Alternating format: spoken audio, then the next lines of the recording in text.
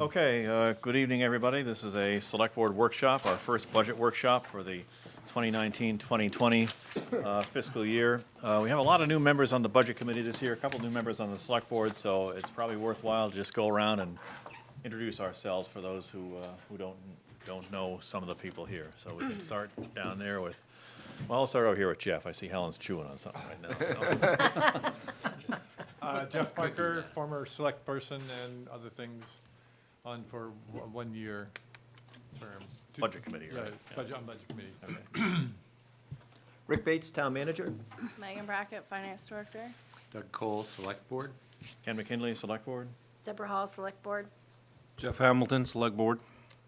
Jeff Payson, Budget Committee. Jared Cronkite, Budget Committee. Jeff Charlin, Budget Committee, and also Capital Improvement Planning Committee. Helen Shaw, Vice Chair, Budget Committee. Owen. I haven't eaten today, sorry. Okay. Everybody should have got a schedule in their budget book, and so we're going to follow that.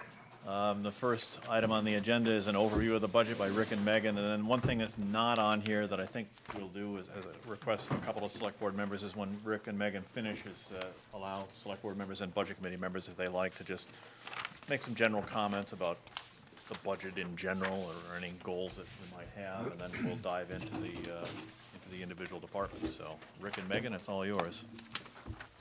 Great. So we usually start out with my budget presentation. It's a PowerPoint, which is up on the screen, which you have in front of you, which, there's some things in here which are pretty general, but, over time, what we found is that people actually watch this on the live stream. So some of the budget presentation that I do, while it's for you, it's for the people that are watching on the live stream and watch. They may not be watching today, but over the next couple of weeks as we go through the budget process, people actually watch this stuff, and it's surprising, but they do. Some of these meetings, you'll see that there'll be 100 or 125 views, which that's good information, and so some of my presentation may seem a little rudimentary for this part of the process, but part of the budget process is getting people to understand the process and understand what this is all about. So the first slide is, why is the budget process so important? The budget for us is, it's the fundamental document that shows how we plan to spend taxpayers' dollars. It's, the most important baseline of what we do. We spend a lot of time on it, and we work on it really hard, not just now, but, we're constantly in budget and spending mode and planning mode when it comes to the budget. And we use it as a planning tool, for history and going forward. So for us, it's a really important piece. And the other piece is that it's tied to our very important capital improvement plan, which we updated, I think, 2 years ago. We've always had a pretty robust capital improvement plan, but it didn't include all the big ticket items, but it didn't dig down into some of the smaller items. So we've done that. We've worked on that. And it shows that it's the foundation for all the work we plan to complete for the coming year. It's not the fun, sexy stuff of, when we're out there actually doing the work out there, which is what we all like to do. This is not that fun stuff, and it can be boring, and it can be difficult, but it is the most important foundation of the work that we do, is what happens in our budget process. So for us, one of the things that is really important is, for the second year in a row, we've won the Distinguished Budget Award from the Government Finance Officers Association. This is a really important award to us. It's made the Government Finance Officers Association, GFOA, is a national organization made up of finance officers from around the United States and Canada. And they look at our budget. They don't look at the budget and say, oh, these numbers make sense, you should be spending this amount of money.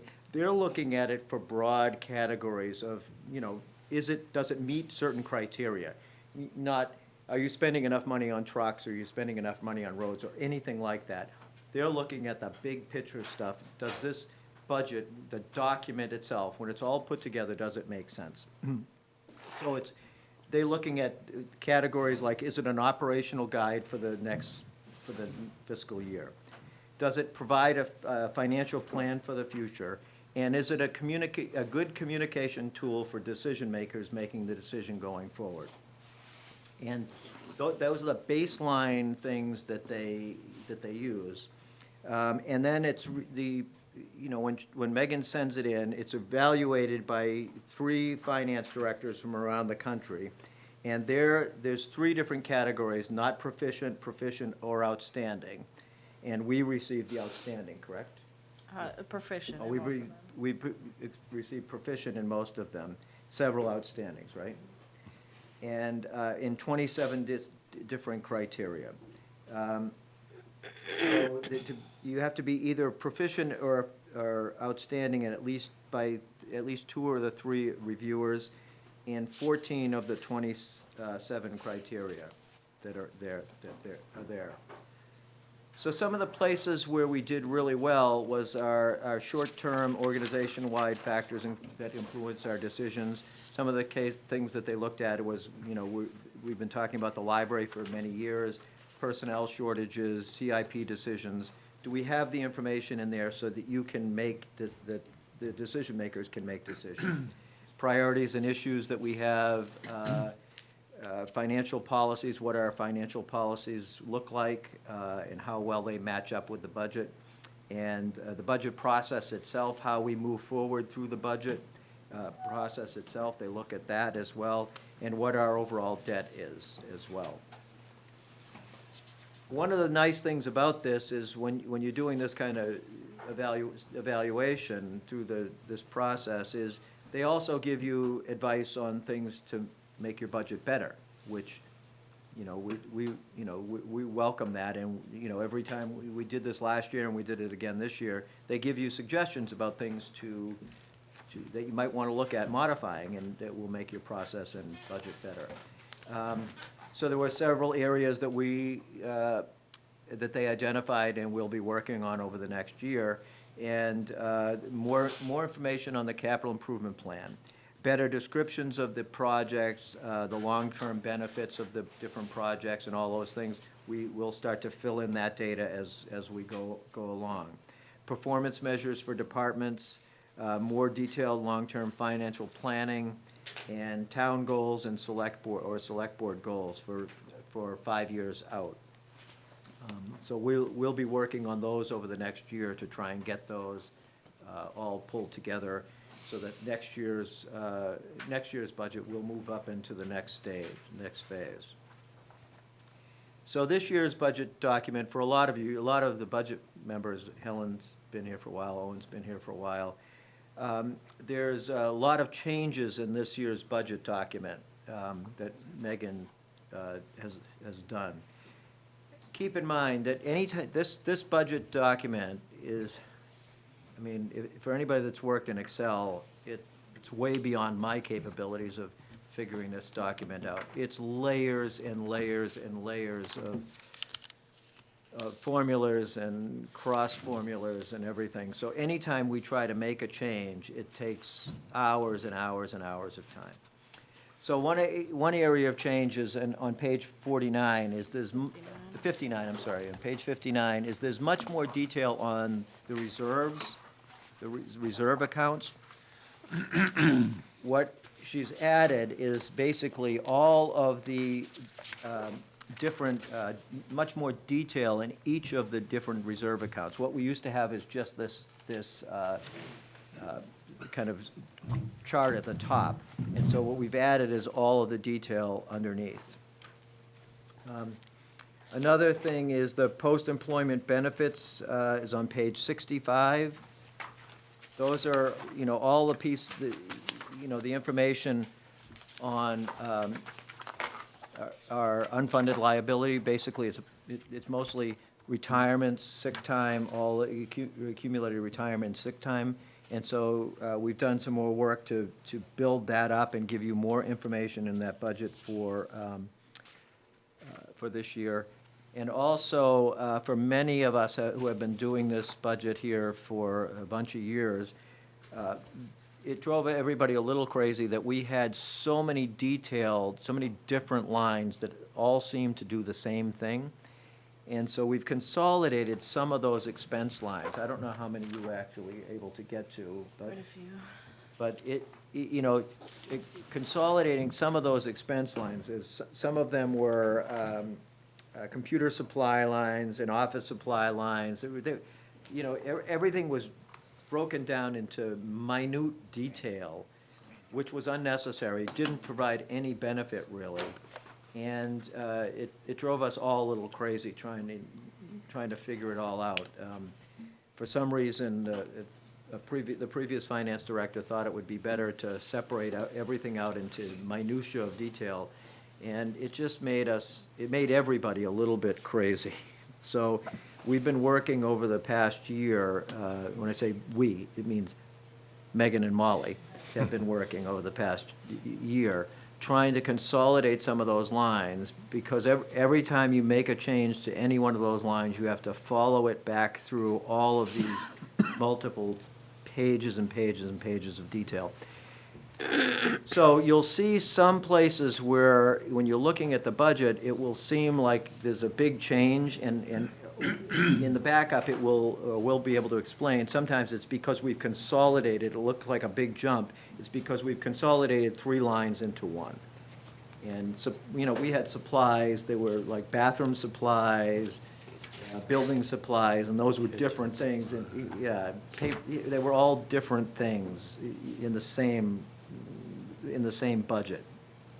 So we consolidated them where it made sense, made the most sense. I think we still have more to do, but it's all we could get to safely. The challenge is for Megan and Molly has been that making sure that all of those formulas carried through right through to the end. So it's, we're pretty confident we've gotten all of those, but there's the possibility that there could be a stray formula there that we might have missed. And so if you see it, please point it out, because if you see something that jumps out that it's wrong, it's not, a formula that's not working right, let us know, because it's very possible. So the budget changes over the last 4 years. So one of the things, the next few slides are, where we've been. So for me, to know where you're going, you kind of have to know where you've been in order to understand where you want to go. So for the fiscal year 15 and 16, if we look at 15 and 16 to see what happened in 15 16, there was an increase of $113,000, $113,500 over the prior year. And the reasons for that is there was some major factors. Is the fire department, the new debt payment for the fire truck we bought that year, or the previous year, the debt payment came up that year. That added, added to that $113,000. The parks investment, we increased the Pathways Reserve deposits.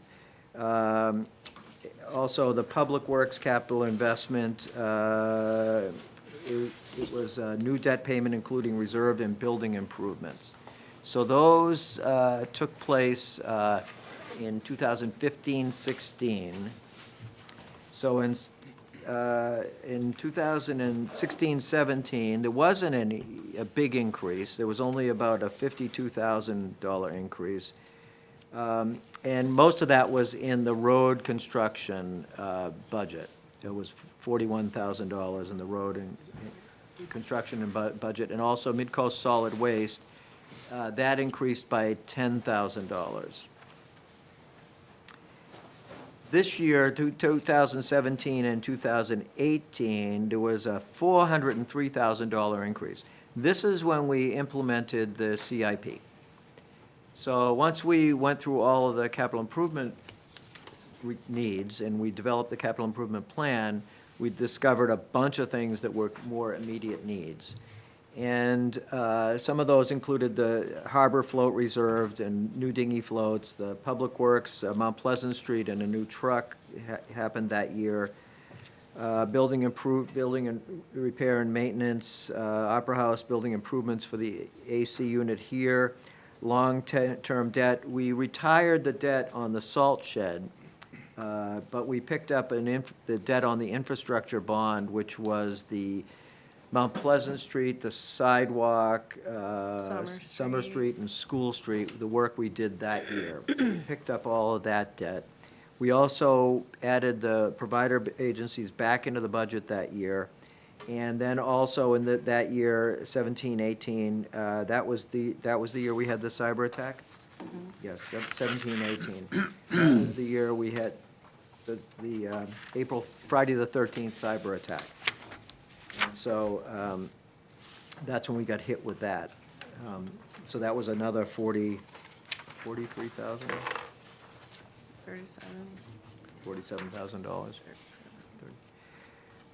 And then for the year we're currently in, the current budget year, the town office,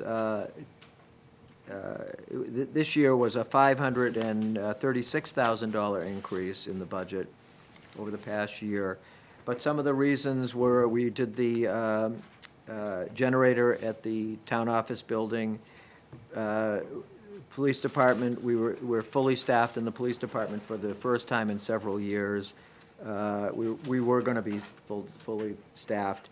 Fire department, there was a lot of purchases there, plus the fire truck, another fire truck debt payment. Some changes in the public works staff.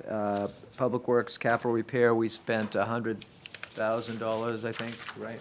$78,000. $78,000 on the Oshkosh. Oh, 150. 150? On the Oshkosh. On the Oshkosh, I thought it was more than that.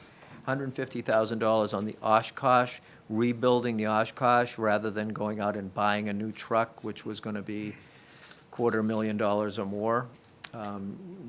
The highway crew, unlike a lot of highway crews that would be chomping at the bit to just buy a new truck, they like the old 1987, 87 Oshkosh, and so it's a good, solid truck, and so we went through it and totally rebuilt the Oshkosh. And we did a bunch of work on the recreation fields. So hopefully you'll be able to see this. Oh, yeah, that is better on the screen. I was a little worried that this wouldn't be very Excuse me, visible. Jeff had a question, I think. Just a quick question. This is, so far, this is going really well, and these sort of big global changes is a good institutional knowledge. Next year, if you were able to, put right next to the, what each year increased, put also the mill rate, because that's really the thing that hits the taxpayers. Yep. That'd be really useful. Thanks. Yeah, and if I can back up just a little bit, when we get back to the town office computer repair, that April 13th cyber attack that we had, that when we got hacked on Friday the 13th, the total cost of that came in at, for some reason, I'm having it in my head, it's 45,000. You're saying 37? Some of it carried over into this Oh, fiscal okay. year. Some of it carried. What ended up happening with that year was that we ended up, because it was Friday the 13th in April, near the end of the year. We had two options, was dipping into the UFB to pay, to get that covered and fix all the things we need to fix for that, to protect us in the future, or tighten our belts and not spend as much money. And that's what we did. We ended up tightening our belts up and cutting back and not spending as much money and not dipping into the UFB to pay that bill, which I think is the correct thing to do. But what that does is it means we didn't spend some other money on some other projects that we could have been doing. So that kind of affects the way the budget looks from the past. When you look at the expenditures from the past years, it looks like we underexpended in some lines. It was in some cases, it's because department heads were told not to spend we need to delay that project because we've got this $45,000 plus expenditure coming, and we don't want to have to dip into the UFB. Jeff had a Jeff? question? I'm sure you'll get to it, but when you look at the year over year, for the last 4 years, you know, 15, 16 was tolerable, 17, 18 is tolerable, then you get in, 16, 17, and 15, 16 are okay, but then you're talking about 10 and 12, 15% increases year over year for the last 2 years. Yeah, And, you know, you might be able to chalk up the first exception as we implemented our capital plan. However, it carried through to the second year. yeah, there's no You doubt. have to say, how much of this is one time, not gonna happen again? The big question for everybody is, are we gonna expect $300,000, $400,000, and $500,000 increases year over year? I mean, that's at the 30,000 foot level. Yeah, oh, that's absolutely correct, and that's what we're dealing with.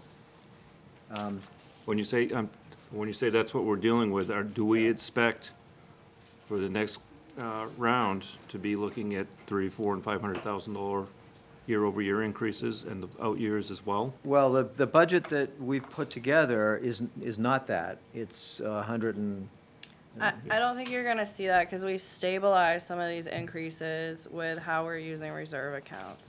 And that was the whole point of implementing these reserve accounts, was to Right. stabilize these huge spikes that we were seeing in the budget. And that's what the folks on the other end of that camera right there need to hear Right, Yeah. is so we've that's had why. 2 years of significant change due to the way we do business. Right, We should not expect it to look like that in either the No. coming year or the years Right. ahead. so like, for example, in, 18, 19, we implemented the float replacement reserve, the computer replacement reserve.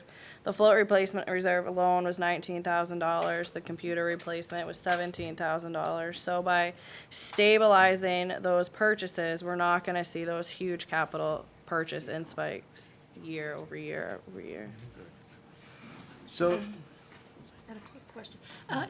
To add to what Jeff asked earlier, it might also help to add what percentage the increase is, because unless you've seen the budget from last year, you don't know what the percentage difference is of, I can't even read it at this point. What $500,000 means. Right, so what Double-digit percentage plus. is that of an increase from the year before? It'd be helpful to have that information. so it's hard to read this, to see this graph, but you can just see, you know, it just visually shows you that the, I can't even see, the red line is our expenditures, the orange line is revenues, and the green line is the net budget. And you can see the, You're colorblind, aren't you? do I have it backwards? Yeah. Oh, yellow, gray, yellow, green, Green and red, yeah, yep. So our revenues have been pretty flat, even declining a little bit. But our expenditures and expenditures have gone up. All right, so then you have to answer the question, where's the money coming Yeah, from? right. Yeah, Like- that's, Curious, Rick, what your opinion is on revenue side? Like, that's not keeping up with inflation or the economy, or, I mean, where, Right. like, where's the opportunity there? I'll just be curious what your thoughts are. yeah, we'll get into that a little bit when we get into revenues, but, you know, I have a tendency to want to cautiously estimate revenues. I don't like to overestimate revenues, because if you don't deliver, if we don't get the revenues, then we're in trouble. So when we budget, I have a tendency to like to be very cautious in revenue projections. Linda and I are in agreement with that. Ken is the one that always looks at the revenues for the Well, the excise is the tax big one. revenues. I have a tendency to want to lean on the conservative side of revenues. I don't see anything on the horizon that I can say, we're going to have this windfall of revenue. That's what your One question. thing that really impacts our revenue stream is how much the board decides to use out of the unassigned fund balance on an annual basis. So that if they use a lot one year, that's gonna inflate the revenues for that year, and then if they decide to use half of what they used the year before, then it's gonna show a decrease in the revenues, so that plays a big factor into the, And that's the affecting sliding us in scale of this, the revenues. that's affecting us in this year's budget, because we used a chunk of UFB last year, in last year's budget. And when, you know, the budget that I'm presenting has no UFB used in it, just because we were in such a, the way the budget was working out, we had to make such big cuts, and we weren't even close. I felt the better course of action would be to not plan on using any UFB and show the board what meeting the LD1 calculation meant in cuts, and then the board could, and you can look at those cuts and say, okay, we're not willing to make that cut. We're willing to put that back, and we're gonna take the money and use that out of UFB. And that's a decision that I think is much better made by elected officials rather than me. If it was a small amount of money, that would be one thing, but we're talking about a fairly substantial amount of money. But we'll get to revenues when we get further into the budget. Do we have any thought on the state revenue sharing, where that's going to go at this point? Is that going to help us at all? It's looking like they're going up to 2.5% this year, 2.5 funding at this year, and then 5% in 2 more years, 2.5, 3.5, 4%, and then 5%, I think is what they're going to. Rick? Kind of a 50,000-foot Doug view. first, and then- This select board, now recognizes that the lack of growth in our revenue is a real problem for the town. And I think you're going to see us start to address some ideas where we can improve economic development, increase our non-residential tax base. And in fact, you'll see in our town manager ad, we're placing a lot of emphasis on planning and economic development experience, because, that yellow line tells a big story, so, That's kind of my question, yeah. Jeff? We probably should, for the folks on the camera, get into some explanation around some of the terminology that we use that they may not be used to. UFB, we ought to talk what LD1 means. Right, I'm going to get to that. Explain what is in the revenue stream, what generates the revenue stream, and explain what generates and drives the expenditures, and why those 3 lines don't necessarily work. That may come up in the rest of this presentation. Some of that stuff will come up in the rest of the presentation as we go forward. Jared, did you have a question? I did, actually, Okay. I'd raised my hand, and I was just curious, is that best practice to include UFB as revenue? That seems weird, because that's money you have already, and you pull Well, it it out. depends on, it's, Is that how, I'm new to municipal. it's sort of like a budget. savings account that sits off to the side, and Right. the operational budget is like the checking account, so it's a question, if you move some money from the savings account into the checking account, then it counts as revenue It for the counts as checking revenue, account. okay. If that, It's is that a fair explanation? It is counter, but that's how it has. That's just to how be it is. counted for. The same thing when we have things in reserves. When we take money out of the reserves and spend it that year, it shows up as a revenue. And it's important, too, for folks to understand that when we're talking about revenues here, we're not talking about property taxes. It's not property taxes. It's things like, it does include excise taxes. It includes fees that people pay, like if they come to the harbor and tie their boat up for a night and pay a couple $100 for that. It includes that. It includes donations to the town and things of that nature, but it does not include property taxes, and we need to make sure that everybody understands that. So can I go to UFB for a second? So you take it from savings to checking, it counts as revenue. Does it subtract from your revenue going the other way? No, it doesn't. Well, the UFB, which is the unassigned fund balance, basically it's our pool of money. And at the end of a budget year, if at the end of the budget year we have not spent as much or our revenues are greater and we have an excess, then that money automatically, by law, I believe, transfers into the UFB. And so the auditors like us to keep, I forget what the number is, by charter, we have to keep 12% of our annual budget in the UFB. And the auditors would like us to have 90 days of expenses, so that if there was a disaster or something and something came along, that we would have some funds to draw on to deal with it. To do the opposite of what you're talking about is just a financial statement adjustment. It's not like we have an expense set up to transfer that money. They just do the adjustment when they do our financial statements. Can I ask a quick question. One is the assessment, which is your property taxes, does that follow a similar trend to that yellow line? And then partnered with that is, can you refresh my memory on when we did the reval? Was it at 14, 15? Was it right before this? It was 16, 17. 16, 17? So that plays an effect into that. Your first question, the tax commitment, so what we collect in taxes actually has a much steeper slope in it because of school and county funding. The school budget increased 700,000 or something like that last year, so you can see those lines, like a dramatic incline when you look at that.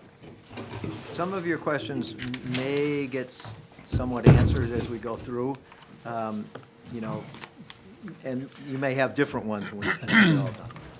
So for me, the budget goals, the primary budget goal is to propose a budget that meets the immediate needs of the community, and also one that plans for our future. But to Jeff's point, is it's considerate of the taxpayer's ability to pay.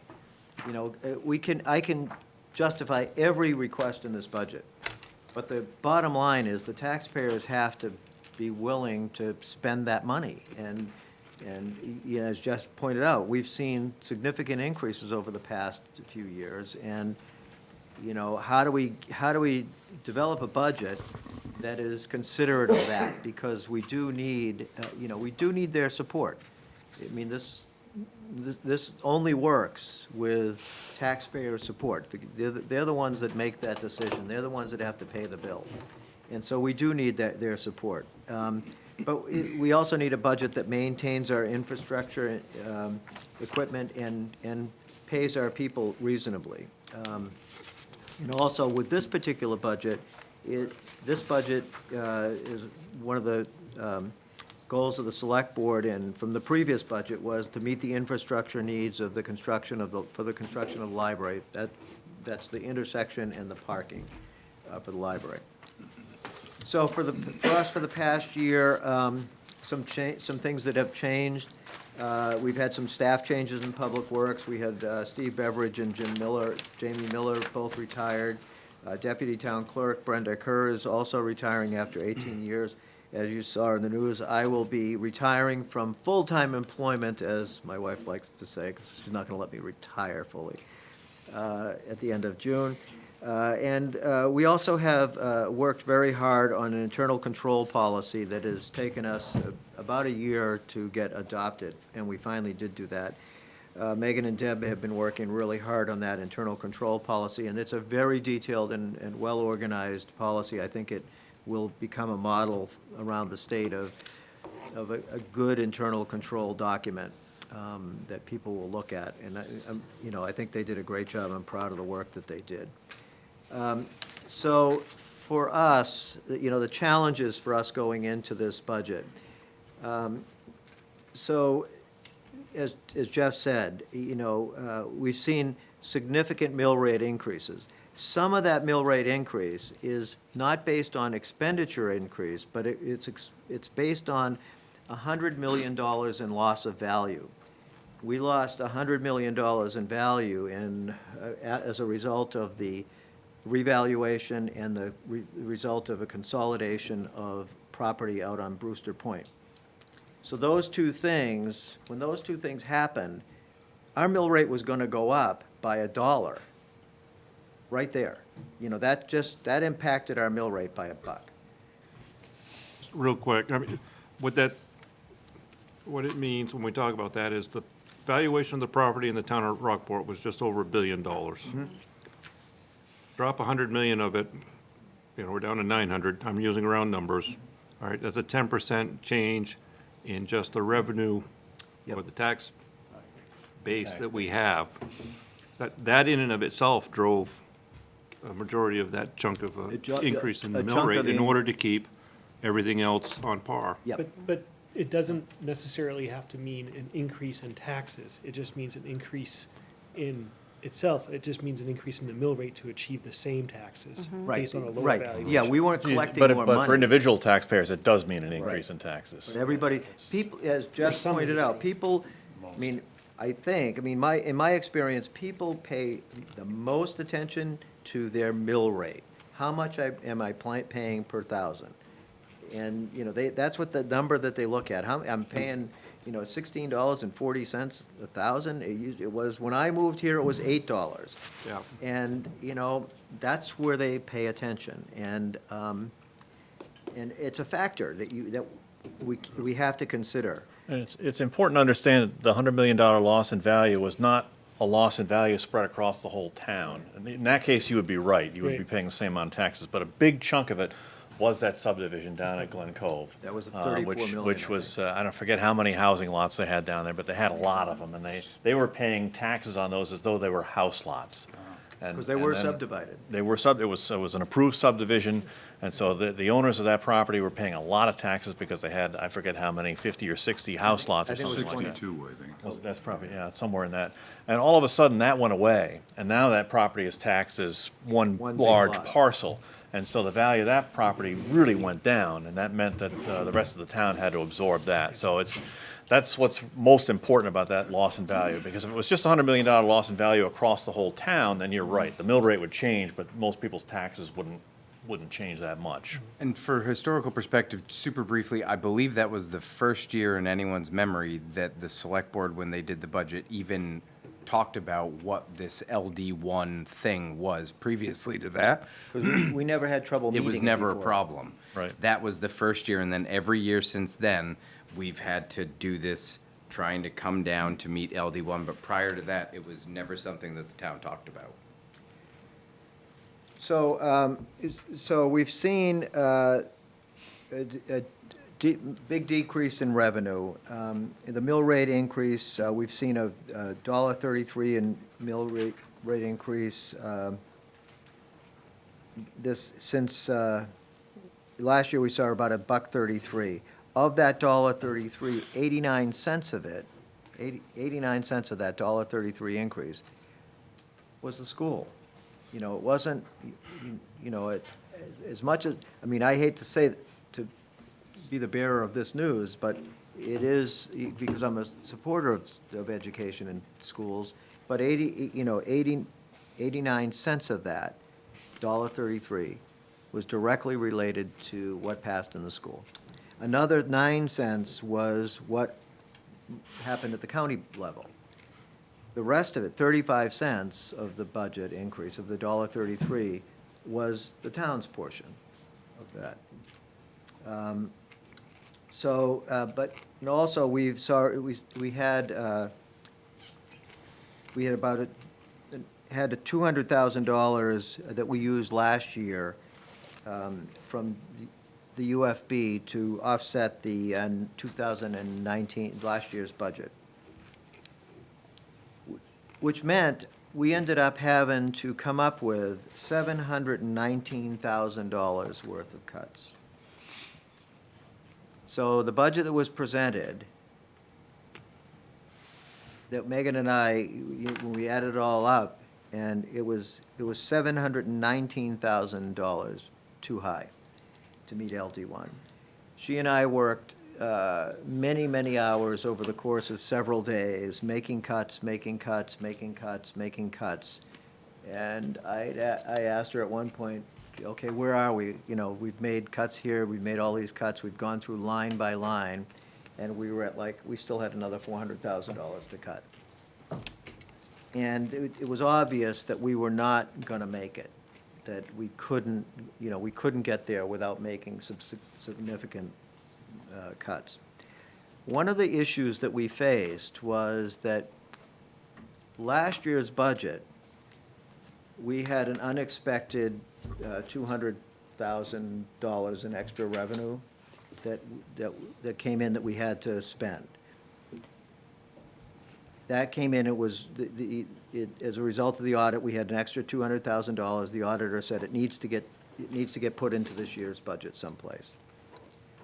What we had prepared a budget that had the parking and the intersection work in that budget.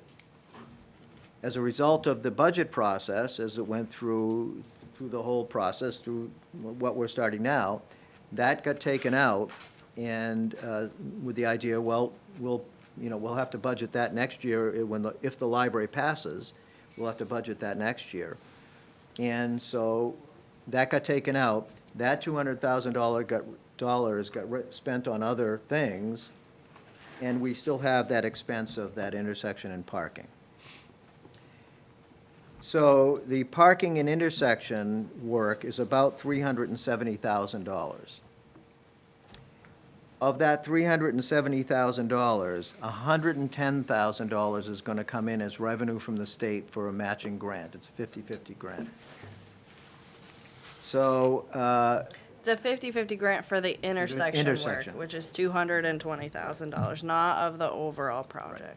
so the intersection, and they've been fairly generous with us to include the sidewalks and partway up Lime Rock Street and partway up Russell Ave. Is all part of this bigger project.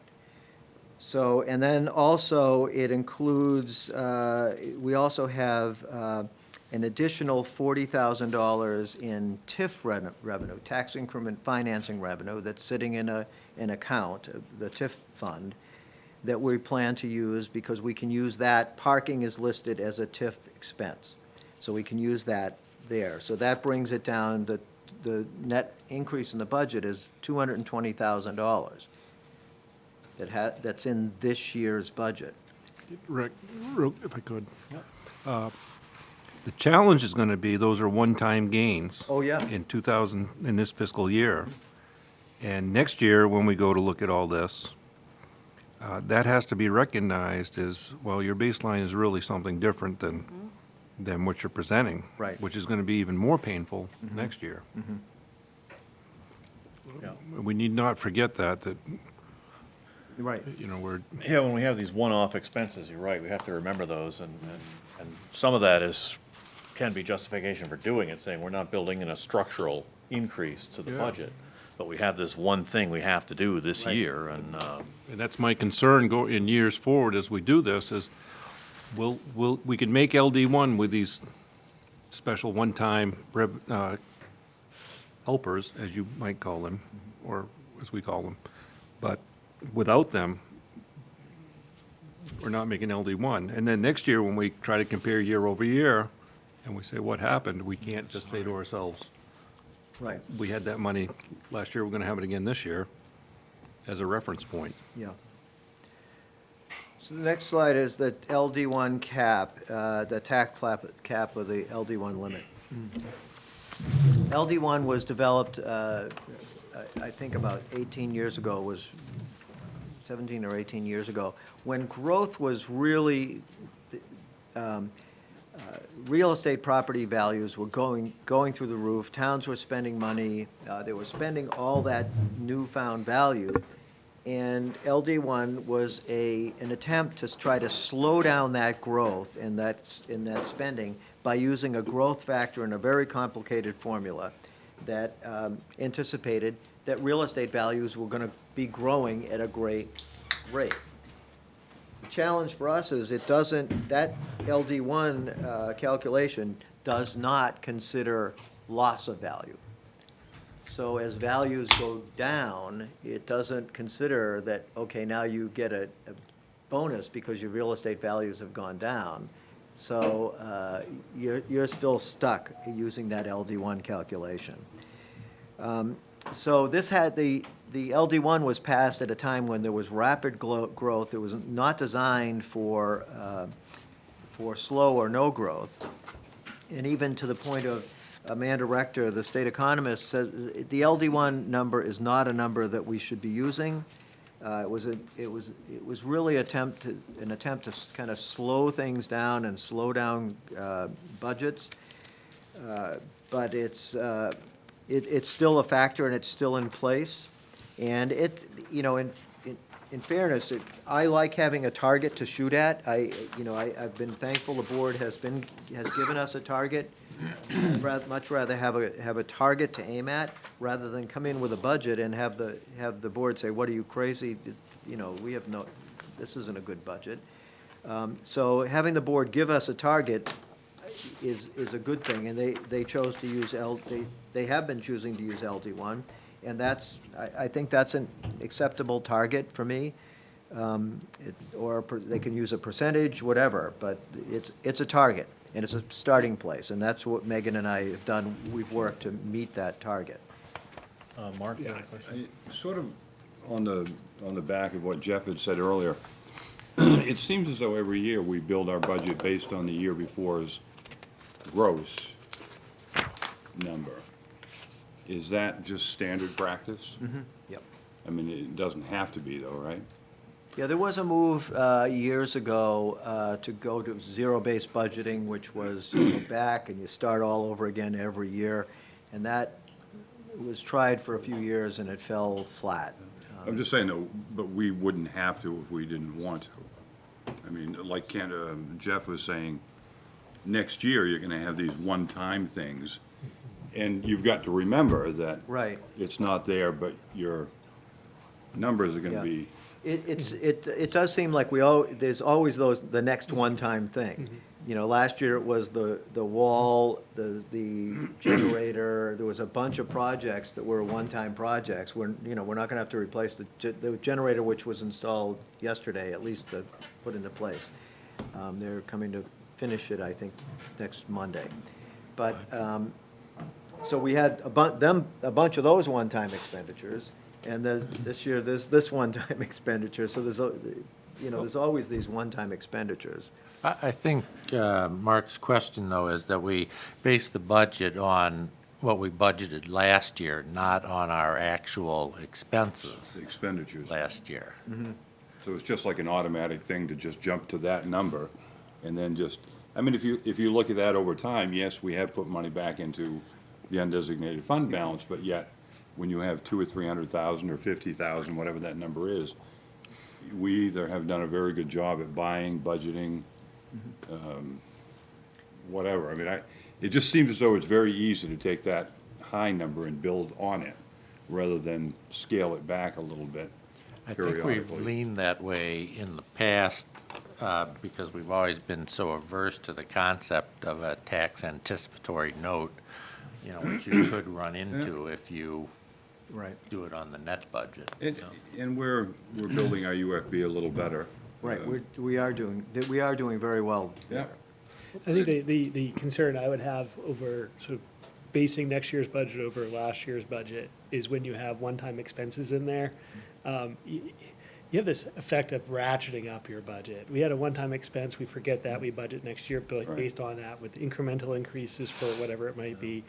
And you're just ratcheting up on top of one-time expenses. That's what Well, it feels like. I mean, but I think we've done a pretty good job over the years of recognizing those, and the way the budget document is presented to us, if we see a particular line that has a change in it, we'll get an explanation saying, well, this year we had to spend, extra money in the public works because we had 4 trucks break down instead of the usual 2 or something like that. I think we've been pretty good at that, but you're right, we have to stay on top of that. And one of the challenges too is when we're building a budget, we're only halfway through the current budget year right now, a little more than halfway through. So we don't know what the year ends are gonna be just yet. We can look, that's one nice thing about the budget document, if you look through it, we have several years' worth of history. And there have been times where in these workshops, we've gone through and said, well, this particular line item hasn't changed very much over the past 4 or 5 years, yet we still have a higher number for the budget. Let's ratchet it down a little bit. Unfortunately, those are usually tiny little items, and in the grand scheme of things, they don't add up a lot. Jeff? Megan, we have the budget for the current fiscal year, we have the year-to-date spend for the current fiscal year. We don't have a forecast, a full-year forecast. No. Are we to assume that we take the year-to-date and do the math on it to estimate? You could, but we have some, expenses that only happen once a year Right. that happen, like, in the fourth quarter of our So fiscal year. will we know those as we go along in the budget Yes. process? All right, So thank you. Typically, that's, in my experience in the past has been, when I see a number like that, like, for example, the budget number was $1,000, just to pick a round number, and I see year-to-date, we've only spent 150. Right. Then I will raise that and say, and usually the answer will come from a department head, well, that's because we buy all our whatever supply it is in April or May or something. So one of the things we talked about as a board, because the numbers that we receive are end of December, is this representing end of January? It's just- No, they're December December. 31st. This is 6 months, right? Right. So, Okay. So, so doubling any year-to-date value is not appropriate. No.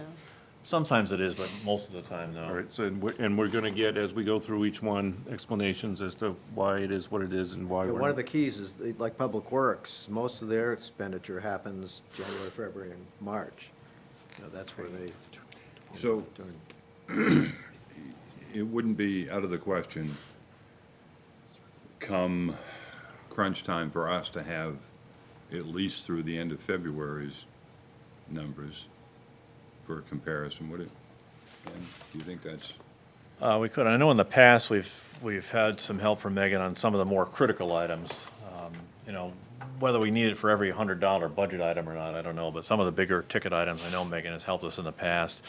In fact, we've done it with excise tax revenue too, Yeah. because I'm always on top of that one, And we I realize see where we that go, the highway so. buys their sand in the spring or in the fall, and Well, you've got that's the why a lot of harbor that theirs is has still funny, there. funny balances of how they Yeah. spend their money through the year and things like that, so. Yeah, I'm good with, we know what the budget is for the fiscal year, we know what the year-to-date is. As we go through each line, somebody's gonna say, all right, we budgeted 10.5, we've only spent 3709. But we've got some big ones coming, and the forecast for the full year is gonna be 12.3. Right. And as a result, my 10.5 number isn't right. Right. I'm arguing for a higher number because Yeah, it that's reflects reality. Typically, the way the process is gonna Right. work, yeah. So continuing, the LD1 limit, our LD1 limit ended up being $4,064,180. And that's for the net budget. That's for the net budget. The library bond, we struggled with this, and we decided to add the library bond payment into the LD1 limit because the voters voted for that. And so we added that on top, or else we would have had a significantly lower number. So it allowed us a spending increase of $235,442, of which $108,000 of that is the library bond payment. So it's not a very significant increase in the budget. The library bond payment right now is estimated. We should have the numbers back from the bond bank prior to the select board finalizing their budget, which my guess is that payment will go down slightly. Is that 6 months? I'm The sorry. interest looks like 6 months to me.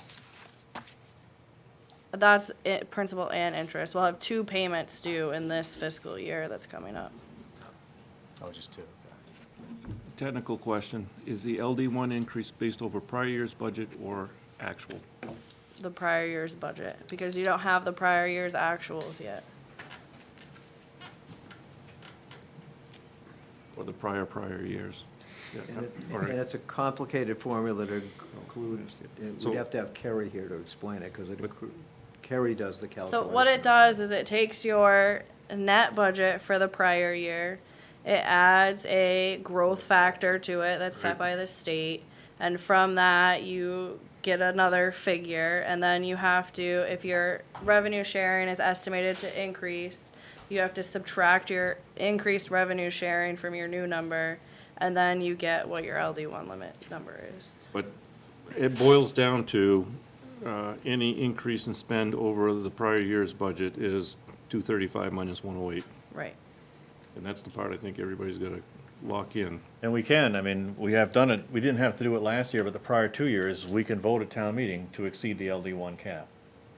Which we did in order to justify the $300,000 and the $400,000 Yeah, year-over-year we didn't expenses. do it last year, we didn't need to do it last year. And I'll bring up, when we do it, it should be one of the first 2 or 3 warrant articles, not hidden down in 25 or 6.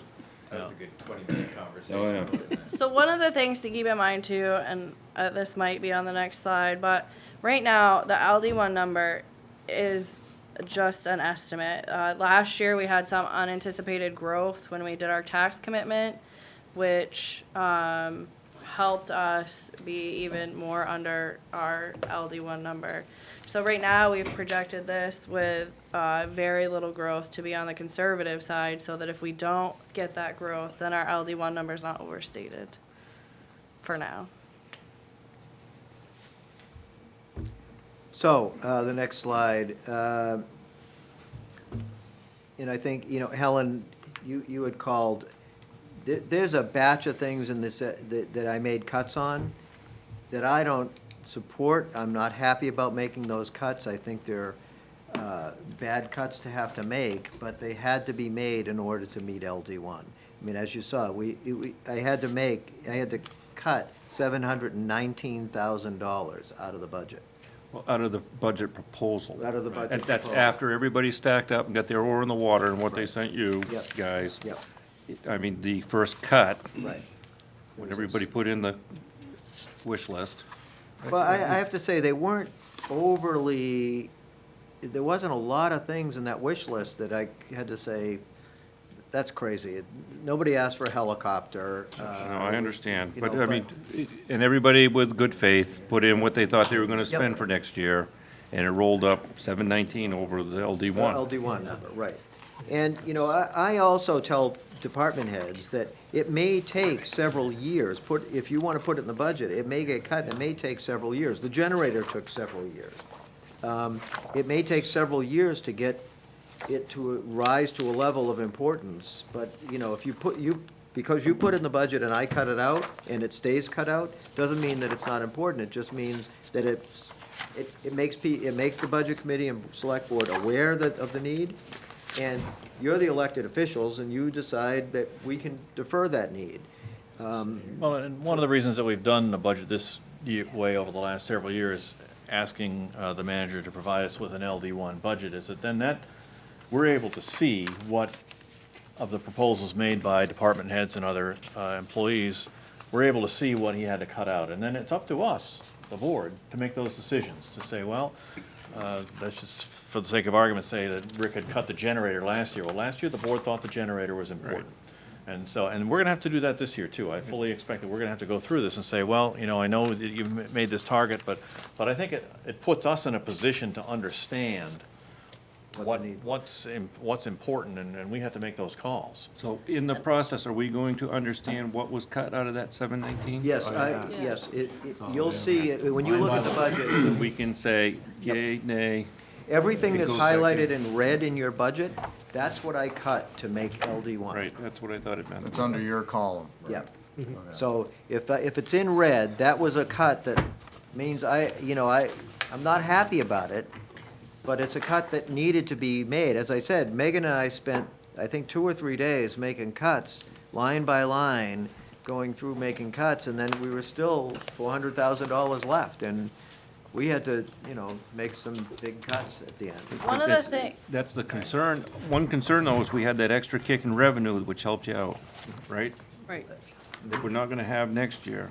That's 200,000, round numbers, 200 grand Yep. of a gift. Right. That's not gonna be there next year. And that's hurting us. Is that gonna revise the LD1 max when that's not there? And are we gonna end up looking at, well, it does, because it's net, based on your net budget.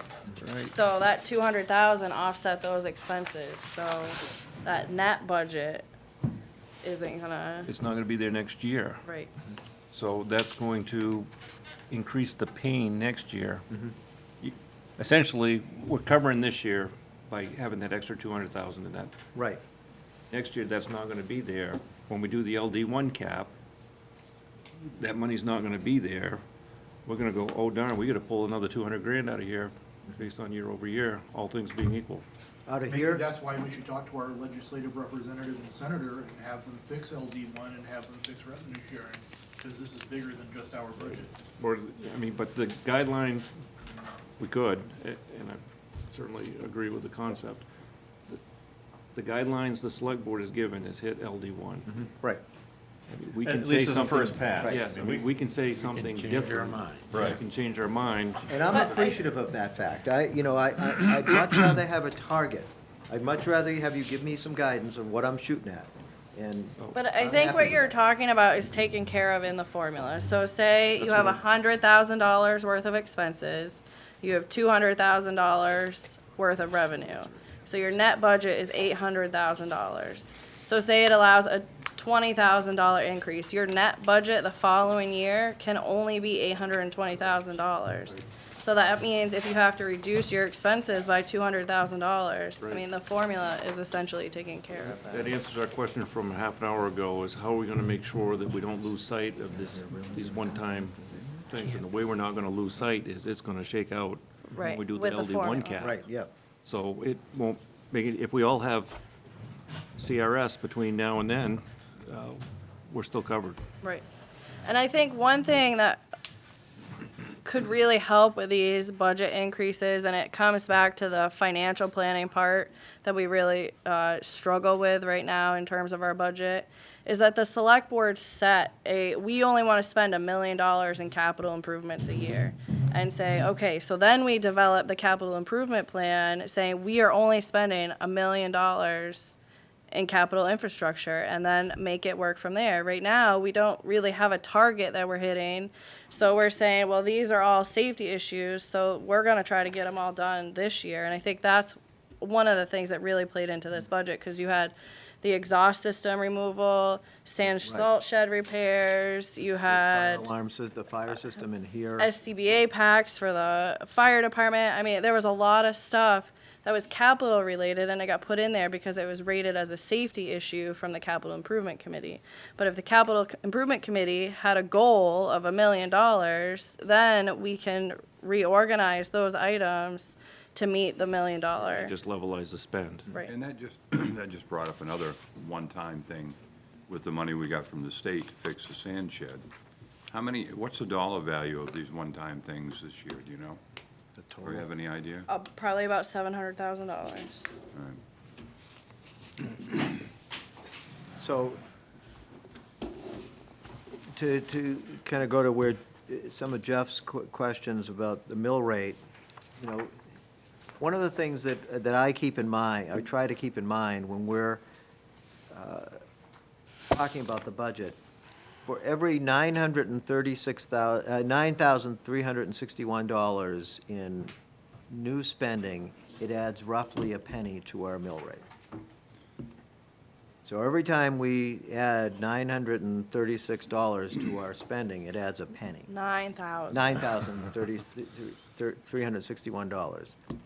That's based on our total valuation. Our total valuation is $936,000 Million. dollars. So it's just a matter of moving a decimal point, moving a decimal point, moving a decimal point. So for every $96,000 in spending, it raises our mill rate by 10 cents. In every $936,000, it raises it by $1. And so we need to keep that in mind as we're going forward, and I keep that in mind. That's, when we're looking at the budget, that's what I'm thinking about, is what's this doing to our mill rate? Every time we're doing this, it's managers, town managers, that's the way we think, is what's it doing to our mill rate? Because that's the way the taxpayers look at it. So, and you'll need to keep that in mind moving forward. So, one of the goals that we have is to maintain our financial stability, because financially, we're in really pretty good shape. We monitor all our expenses. Megan lives, breathes this stuff, and she's constantly monitoring where we are with our spending, with our expenditures and our revenues and how things are going. She keeps track of all of this stuff with our expenditure forecast stuff. You know, we live and breathe this stuff. The next thing is we've been working on building our UFB, our undesignated fund, unassigned fund balance. They keep changing the name of this. It used to be undesignated, and it used to be, there's been 4 different names in my career. But the goal is to move that up and get that up so that we have between 60 and 90 days worth, as Megan said, about 60 and 90 days worth of expenditures, The charter requires that it be 12%, but 12%, when you do the cash flow analysis that Megan has been doing over the past couple of years now, A year and a half. year and a half, we pay 1.2 million, our average is about $1.2 million a month. Our school payment is just One- $1.2 1.2 million a month. And so our expenditures are $1.5 million a month, I think, is about that. So when you're trying to manage our cash flow, and we get cash in twice a year, really. And so we're trying to manage our cash flow so we don't have to borrow money. We come dangerously close at certain times of the year to having not enough money to pay bills. And, you know, the 12% was done when the charter was established. How long was the? Like 2004 or something? Yeah. Yeah. So at that point, 12% might have been a good number. Today, 12%, we'd be, if we maintain 12%, we'd be having to go out for tax anticipation notes. What are the ramifications of collecting taxes more than twice a year? So you can stabilizing the income? We're not allowed to by statute, but we do allow people to pay, we have a group of people that pay. We have the Property the tax tax club. club. You and I do it, and more, if more people in town did it, we'd be a lot better off. And that is, you take your total tax bill, divide it by 12, the town office gives you some coupons, and you pay every month the same amount, no interest charged, and as long as you stay current, you don't have any penalties. So that is a good way to help stabilize the property tax revenue instead of having it all come in gigantic chunks. But there's a very small percentage of people that do that, actually. I think we've thrown a lot of numbers around. I think it might be worthwhile just to go back and do the basics. You know, mill rate times the property valuation equals the total revenue to the town. Round numbers, $15 million, plus or minus, right? 67% goes to the school. 11, Doug, where's your Where's your poster? sign, Doug? 7%, where's your sign? 7 goes to the county. That leaves approximately 4 million left over that we can even mess with. Right. Expenditures, you said were what, 6? That's Right. because you take 4 million in what we have left over from property tax, plus the 2 million in revenue, and that gives you the 6 million that adds up to the total expenditures. You kinda gotta keep that whole picture. Right. Because when people hear, well, the town's valued at 9 million, 900 million.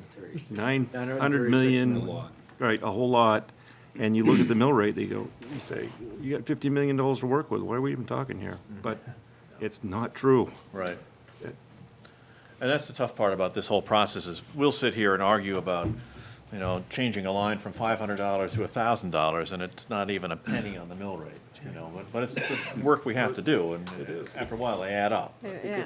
When you back out, when you take the school out and you take the county out and you look at what you have left, it says what we got to work with. Well, then when you back out the major expense of the town, which is salaries and benefits, what you really have left becomes even that much smaller. Right. And all of a sudden, you're starting to quibble, I won't say quibble, it's real money, but we're starting to try to move around, you know, a couple $1 million, maybe, and make sure it's in the right bucket with the right furniture in the right room. One of the challenges, you know, one of the challenges we face, and every town faces this, it's not just us, is that, you know, when all is said and done, we have so little control of the actual mill rate. And if we're trying to, if our goal is to make the mill rate not increase, we can't do it. You know, we simply cannot make that happen. You know, I remember when I was in New Hampshire, one of the times at a town meeting, there was a lot of discussion about making cuts. We want to make up for what the school just voted, because they met the week before us. And I said, hold on, time out. If you really want to do that, I can make it simple. You have to eliminate the fire department, the library, the recreation department, and general assistance. We can't do it by making $5,000 cuts here to balance that $1.2 million increase. It's not going to happen. So, but to go back to Jeff's point, we also have to be cognizant of we're a part of that whole piece, and we can't overspend So we have to be careful about what we're asking for and come up with a reasonable budget. And one of the things that we're also doing is we're looking at the capital improvement plan as a means of stabilizing those tax increases. And that's been that's been something that we've been working on over the years, and that's helped. Funding those reserve accounts, we've done pretty well in funding reserve accounts, so we're in a reasonably good shape with our reserve accounts. We've got good money in the UFB, we've got well-funded reserves or reasonably well-funded reserve accounts. And our long-term debt is very, very low. We're allowed to have 7.5% in long-term debt of our total. That's a total of $71 million. Right now, we only have about $5.5 million in debt. So we are really in good shape that we don't have a lot of debt out there. Long-term debt is what percentage of, what's It's the base? 7.5% of their state valuation. Yeah. Okay. So of the 900, you're welcome. What do you define as long-term? Anything that is 5 years or greater, they determine long-term. So like our 3-year lease payments don't get included in that. Typically, it's going to be bonds, like, we had an infrastructure bond a few years ago, and, Not equipment. no. Uh, Well, we have- if you had some that was, Yeah. if you're paying over more than 5 years, then yeah. Fire trucks. So we have two fire truck payments that are lease payments for 10 years. We include those in the fire department budget because their reserve fully funds that debt. So they don't include that in part of our long-term debt number. Thank you. So the next thing is the unassigned fund balance, which is on page 57 and 58 of your budget. And if you look there, you'll find that you can see where our UFB is. Meg and I will be doing some more work because my suspicion is that you will be looking in, when all is said and done, you will be looking at how much of the UFB can we use to fund projects that we think are important that I've made cuts out of the budget. We'll be looking at, what our recommendation is of how much we should be keeping in UFB and coming up with a plan for growing our UFB at an appropriate rate and giving enough flexibility for the board and the budget committee to use some of that UFB to fund projects that you think are important or Is it expenditures. totally outrageous to think that you could use your UFB to pay off some of your long-term debt that might only be 2 or 3 payments left, 2 or 3 years worth of payments? A lot of our long-term debt you can't prepay. Right. So like any debt issued with the bond bank, you can't prepay principal. Is So there anything that we have that you could? you could, like the fire trucks or any public works vehicles that we had lease payments for, but I don't then- know as though that would be a wise use of the money, because then you're just in a few years when it's time to replace another vehicle, you If just the, have if that the debt interest here. rate on the debt is fairly low, then Right. you really don't want to prepay it. You want to be You able can to. make more money holding it in your. Yeah, right. and that, Exactly. All right. and then you're cutting into that working cash that you need, the cash you need to operate. Well, I You're cutting was into also that. thinking that if you freed up money that you would be putting in there for bonds every year, then you could go somewhere else with it. By some of the things that you've cut. So one of the important things here is that we are at 15.7% of our overall expenses, which includes school payments, county payments.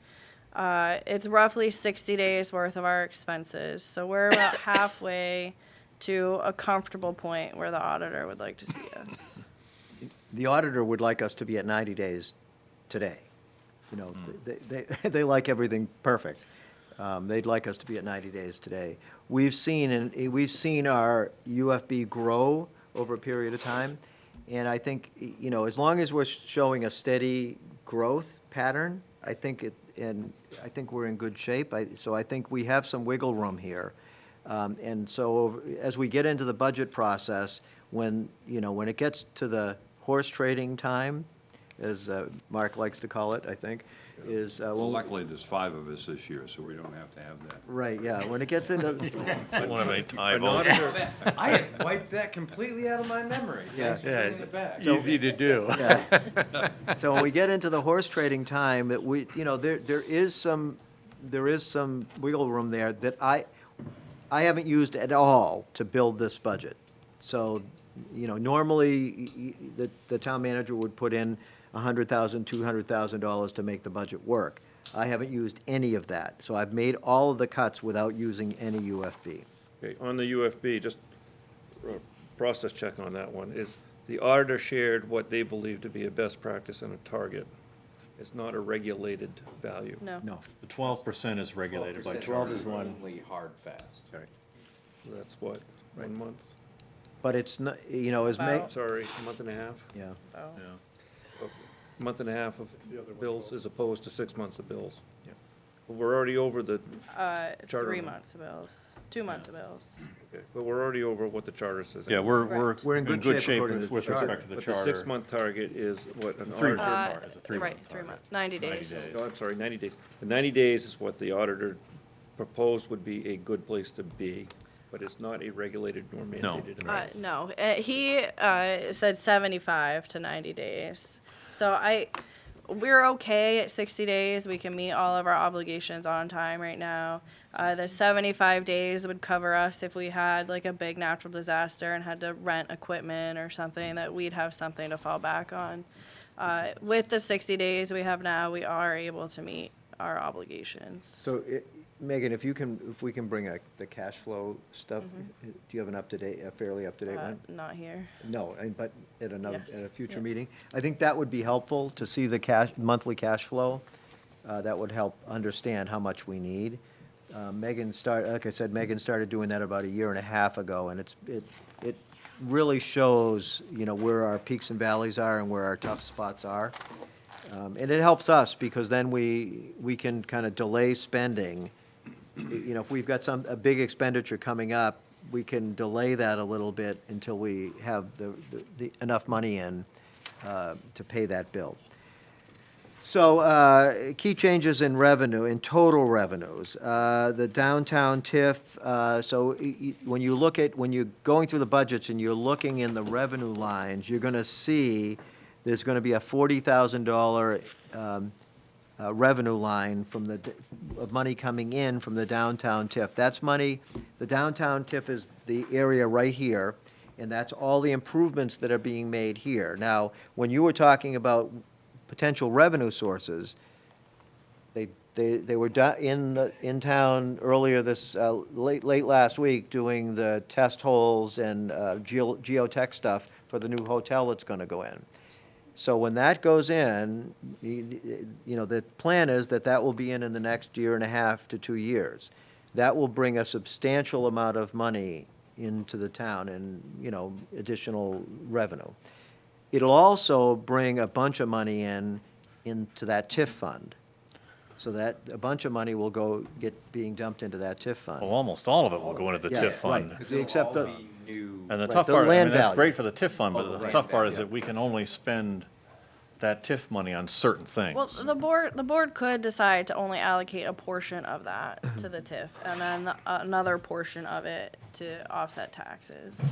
So it's not Okay, like I guess I was- 100% of the revenue has to be allocated to the I TIF. guess I didn't understand. Yeah, I thought, I was unaware of that. Jeff, you had a question? I did, just jumping back to the unassigned fund balance for a second. One of the things that's helped us in the last couple of years to avoid tax anticipation notes was that the school was very generous with us in saying, hey, it's due, you know, this payment is due now, but you can pay it in 3 or 4 or 5 weeks. Are they still able to do still that? do that. yeah, Megan has had a very good relationship with the school. I meet with the superintendent probably quarterly, which has been very helpful. And, you know, you had a great relationship with Kathy, and I think you've opened up those lines of communication with the new finance person. I don't know. JC.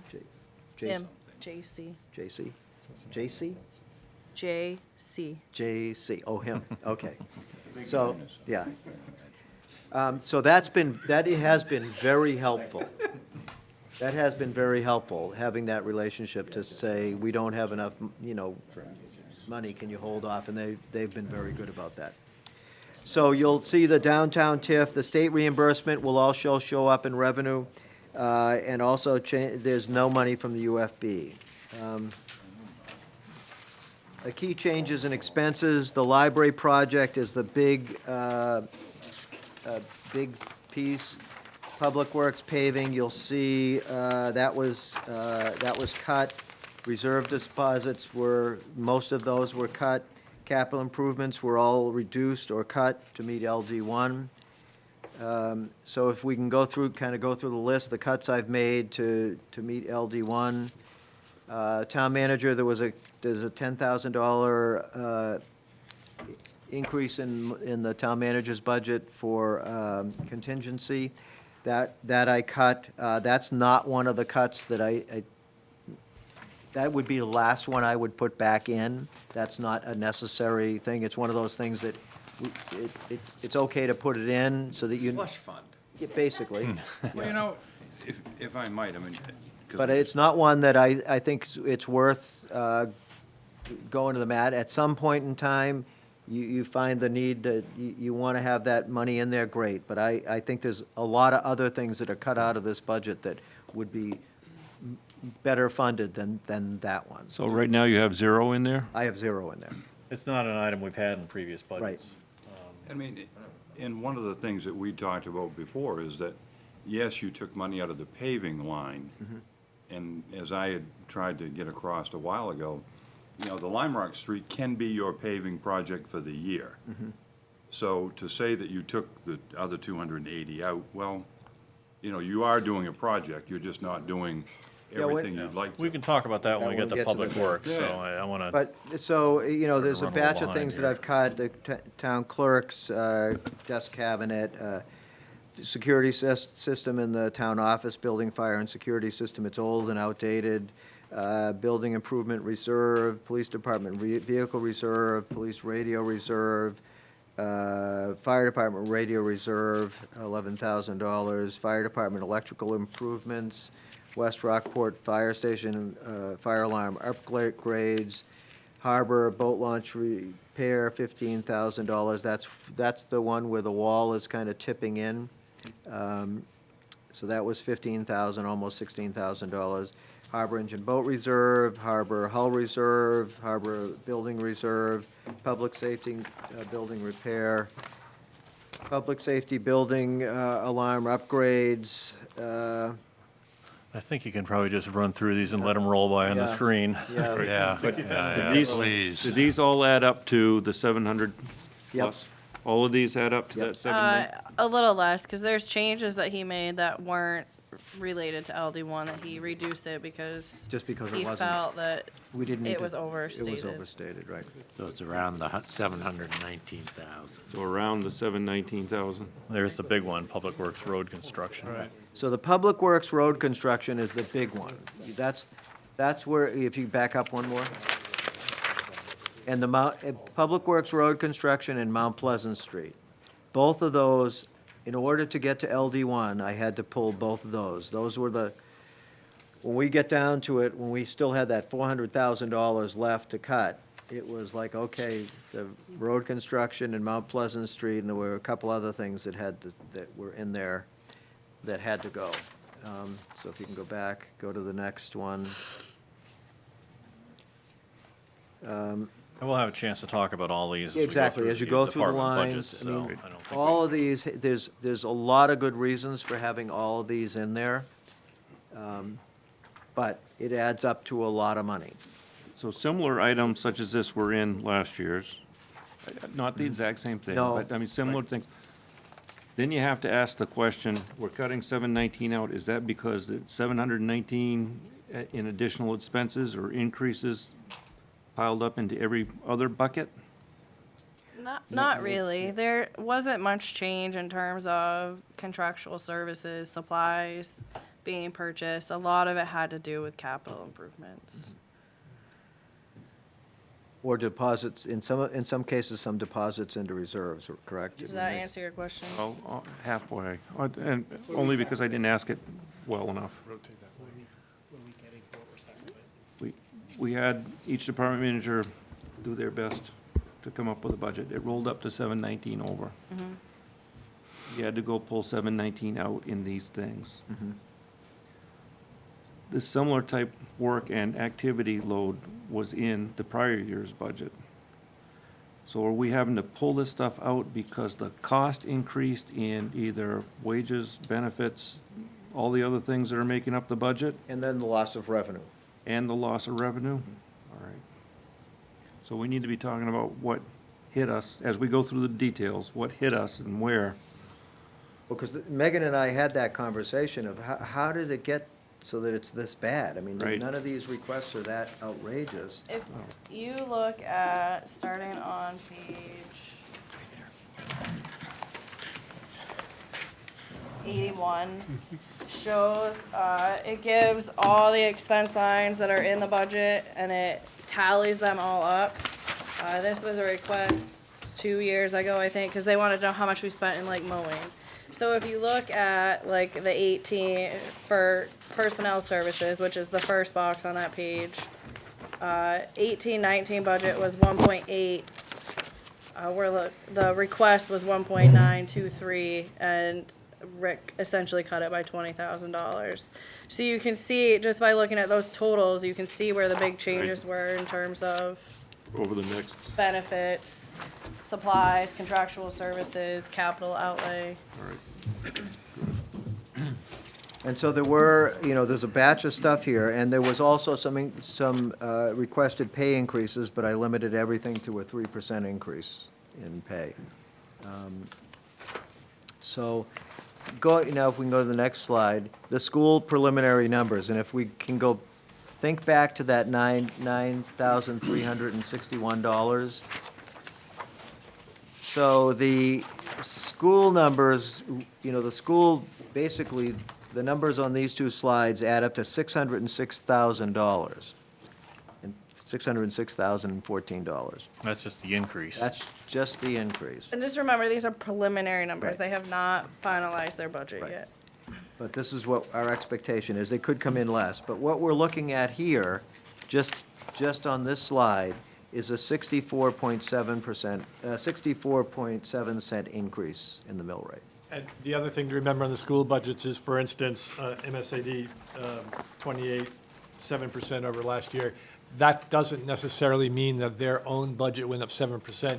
Because of the formula, students coming in and out valuation, that means our share is that, so. A lot of this 7% increase is related to the bond that passed for the MET building. So anytime the school district passed a bond, then that's gonna increase our payment to them. And one of the questions I had asked Carrie, and I don't know whether he's come back with an Yeah, answer right. yet or not, but Rick talked about our loss evaluation. Camden has had an increase in valuation, and I think that factors into the sharing formula for the cost for SAD 28. And I think it's a 3-year rolling average, and I may be. JC got back to us. It's a 2-year rolling average, and we should start to see the benefits of that this year. So that in the next year's budget, we may actually see a decrease in the SAD 28 number. Because of that, because Camden will have to pay more, we'll pay a little bit less. But that's only part of the formula. Right. Yeah. Sorry. It's one thing that, it kind of and I know that you want to keep this moving, Ken, but it's something that I think is pretty important. So, the first year that I was on the budget committee, capital improvements plan, or that I was on the select board, the capital improvements plan was not really anything that was discussed. I don't even think it was discussed. It was like tentatively discussed my second year. And then by the third year, we were standing up this capital improvements plan. And I was always curious how exactly it was going to get incorporated into the budget. So we incorporated it slightly last year. This is like the first year to where the capital improvement plan is kind of fully integrated into this budget. And I bring this up because those increases we were seeing in those recent years was trying to get to a place to where we've maintained our assets, our capital assets that we have. We want to make sure we're maintaining them. This is going to be something that we'll likely dig out of over time.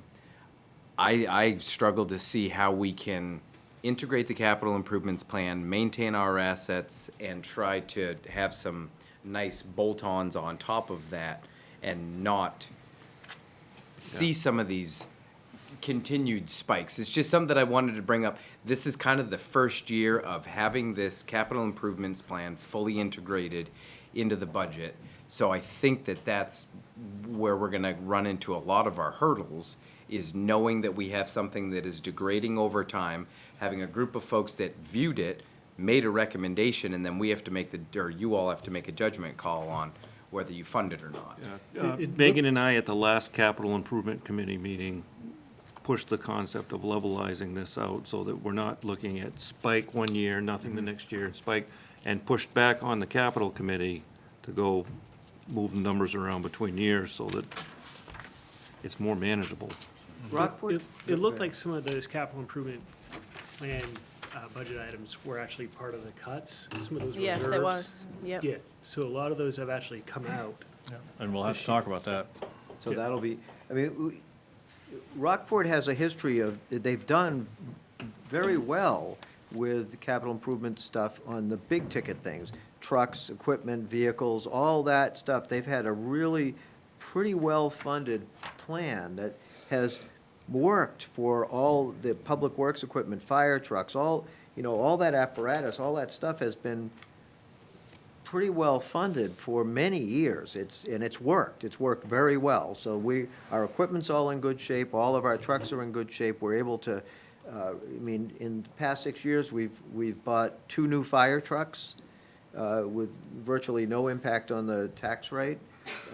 So, I mean, and we've kept our public works equipment, rolling stock, all in pretty much top shape. The new things that we're doing in the capital improvement plan are all the other things, the computer equipment, the docks, all that other stuff, trying to get that incorporated. And there's a chunk of money involved there. Well, the other thing that the capital committee's tried to do, or is planning to do, is prioritize these items by year, so that when push comes to shove and we have to do this activity, you can start at the bottom and say, we need to get out, okay, we're gonna draw the line right there, and these 5 don't happen this year. That's still in the works. Yeah. So the next slide is basically another chart, which shows where the school funding, changes in school funding has gone. The county fees, there's been an increase. Again, doing the math out, this equates to another 6.3 cents increase in the mill rate. And that brings it, you know, the mill rate increase, before we even start our work, estimated, granted this is an estimate, and we'll get better numbers, but before we start our work, we're looking at 71 cents. And, you know, to Jeff's comment, don't think that, I don't keep that in mind. It's like, when I heard that, it was like, oh, you know, that's a lot to ask taxpayers to bear. So this slide shows a breakdown of what's happened in county fees. It's not like county fees have gone up ridiculously. You know, so you can look, E911, dispatch, their fees have been pretty stable.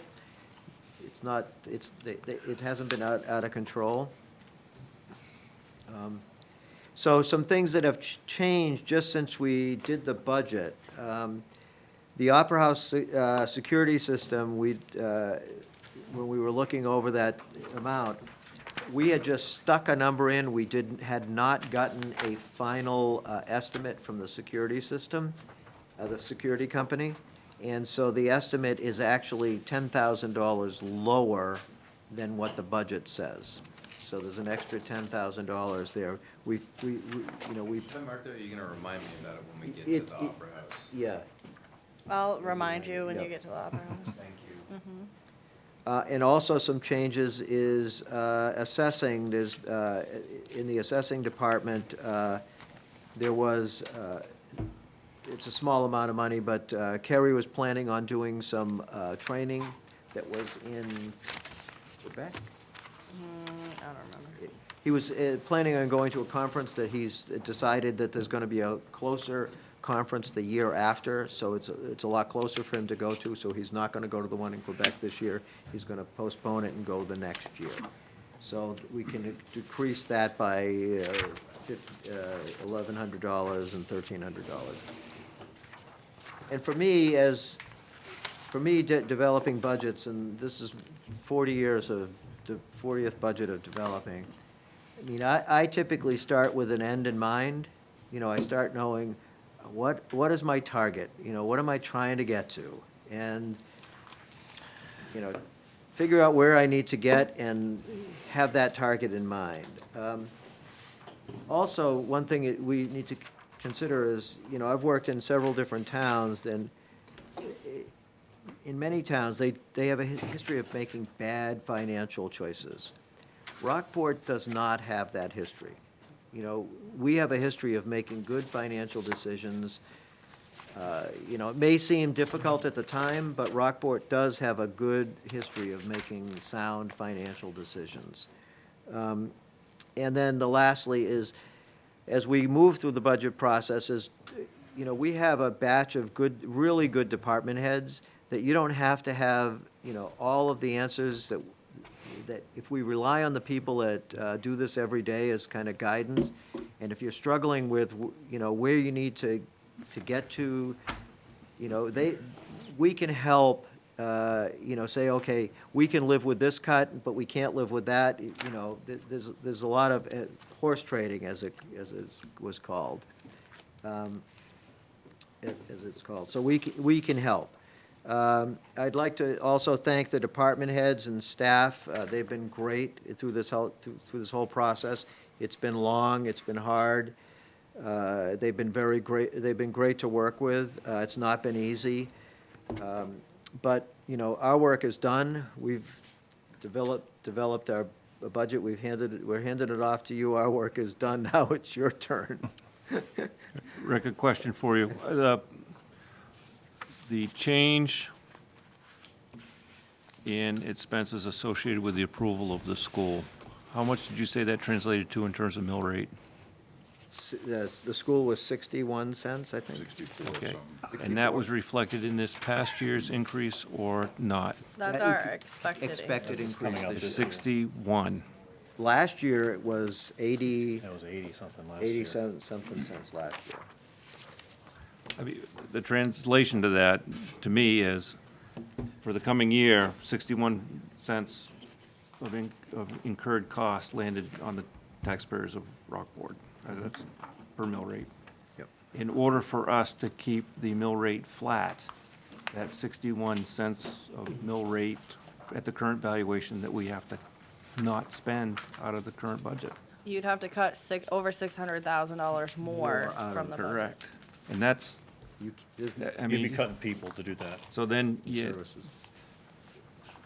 the challenge is selling an increased mill rate as a result of a school vote. They voted for that. Yeah, what I tried to keep in mind, and I'm not saying it's the right way to do it, the sphere of control. You have no control over the county, you have no control over the school, you have control over this budget. Trying to keep this as flat as possible is about the best you can hope for. The mill rate will go up, The mill even if you rate's- kept this completely flat.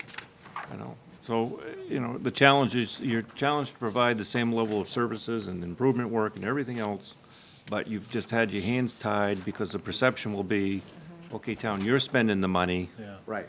and As it is now. Oh, because they write the check we're to the not, town of we're Rockport. not, Right.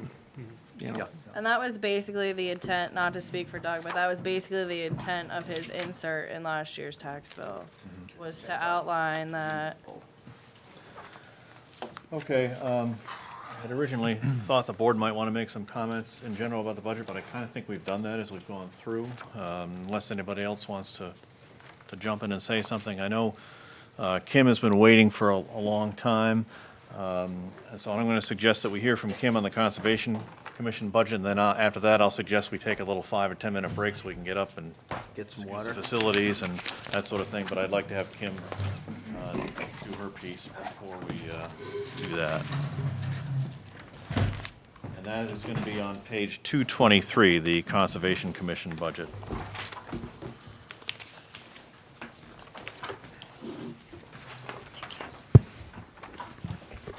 So this budget is up, if you're one of those people that looks at percentages, and I know some people, that's the first thing that they look at is the percentage. The percentage is 6.6%. That amounts to $604. $604. That's, we're not talking about a huge amount of dollars here. I've made some cuts to this budget. I didn't hit this budget as badly as others. One of the reasons, I cut, 2 cuts in the planting of trees, which is near to and dear to my heart. I think planting trees is an important thing for us to do, but I did make that cut. And also, the emergency planning for the ash borer. Frankly, I don't even know what the ash borer is. So I made the cut there. I did leave in the money requested that there was a lot of work that they've been doing with water quality, and I think that's been good work, and it's been a relatively small amount of money considering the benefit that we get from that. And so I left that in. And also the money for Keep Rockport Beautiful, which is the twice-a-year litter collection stuff. The people there's 150 volunteers that go out twice a year and pick up litter on the side of the roads in Rockport, and they pick up about a ton of litter. 2 tons. 2 tons of litter. Quite a bit. Each time they go out. And so I left that money in also. That's $1,000 to help them with publicity and getting the proper safety vests and signage and pickers and all of that stuff. That resides in this budget. They've done, the work that they've done with water quality, I think, has been some of the most important work that they've done. And so they asked for, it's a total, it's not very much, $5,000, almost $6,000. We've really been lucky with the water quality, the work that's been done. The value of that work is many times this appropriation. Right. In terms of Bob Kennedy's work and the If you had to professional- pay for the man-hours of volunteer. Oh, yeah. You'd be 4 times the 9,000. Right. I'll just correct you, there's a ton of lady hours that went into Person hours, yeah. That's true, too. Could I ask one, just a general question here, Rick? Under the, the heading we have, again, the department head recommendation, the manager recommendation, and then the board. Last year, we had questions about who was actually filling in the department head column. So in this case, is this Kim's It recommendation? comes through the Conservation Commission. the Okay, committee. so they actually made those, and then Right. did all the departments this year do their department heads, or did you have to fill in at all? Yeah, Just- These are general I had- questions, things we ran into Yeah, last year. Like in your case, in my case, in my budget and your Yeah. budget, it's this, you didn't go through line Right. by line and do Right. that. If so a it's department head didn't supply a number, it was left blank. Okay, that's what I wanted to So if you know. see blank boxes and then Okay. a number in the town manager column, it All wasn't right. filled in. So Perfect. just to double check, what I heard was each department manager's had a chance to fill out that column in their departmental budgets. And if get they the oar in the water. didn't, you didn't put something in? Right. Okay, But I didn't do that to you guys. Yeah. right, because Well, we're special. You're special. The Keep Rockport Beautiful number, I guess I would turn to Doug on that one a little bit. Is that reasonable to what they would need, or, and I ask something because there's a comment in here under the reason for the request saying that Keep Rockport Beautiful has grown so big, I would like to request they be identified as their own department. But they are now an official town committee. Yeah, it wouldn't be they wouldn't be their own department. And so I guess, I think they do terrific work, and it's work that I wish they didn't have to do, because I wish people didn't drive along and throw stuff out the window on the side of the roads, but they do. So I guess I'm looking to Doug for some guidance on that Well, number. And I would look to Kim for guidance on that, because I'm not at the operational level. I think what Kim is saying that they'd have their own budget and not be part of the. Conservation Commission, and they would probably come under Public Works, because really what we do is buy plastic bags, plastic gloves, picker-uppers, signage, They don't have any other financial support except for us, but we're really a conservation organization trying to protect the natural resources of Rockport. So, I mean, I don't know how to get them best, funded. I think We that- want to support them for the next year, but then going forward, that they make their own budget decisions. I think the possibly. question that Ken is asking, is that $1,000 a Oh, yes. realistic number? Yes. Or could we do it for 500? Here's where we start arguing about Right. 500 Yeah. bucks, by the way. Already? Yeah, yeah, get used to it. Yeah. And I'm just asking the question, because it's showed up and it wasn't here previously. But, Yes, no, I think That'll be good. that's money well spent. Yeah, it's all of the things that the plastic bags, gloves, vests, safety vests, they all have to have safety vests on. We've been working on getting better signage for when they're out picking up, so there's better signage on the road, better identifications for them, better pickers, because they all, we provide them all with pickers. So there's 150 people out there, and they're all provided with a, $5 picker thing. Is that what you call those things, the pickers? Yeah, the garbage picker Or- uppers. Which are amazingly efficient at picking up cigarette butts. Next question is on the purchase and contractual services. Year-to-date, there's nothing. Excuse me, I'm sorry? Purchase and contractual services, the whole first section under expenditures, the year-to-date, there is nothing. And in previous couple of years, it's been $300, $500. Are we gonna spend the $2,200? I'm sorry, wait, what? The Conservation Commission has developed a plan for spending that money, so that was what you guys were talking about at your last meeting. Oh, yes. Currently spent nothing. Which line are you at, Ken? I'm looking at the This whole whole section. purchase whole and first contractual box. section, the whole top Right, so a lot of section. our work actually happens in the spring, and we do have projects underway. We do have, for computer consulting, we are trying to have a citizen scientist app for Rockport residents to help us, and whether we archive some of our studies that we've done, miscellaneous. We do usually have a spring forum.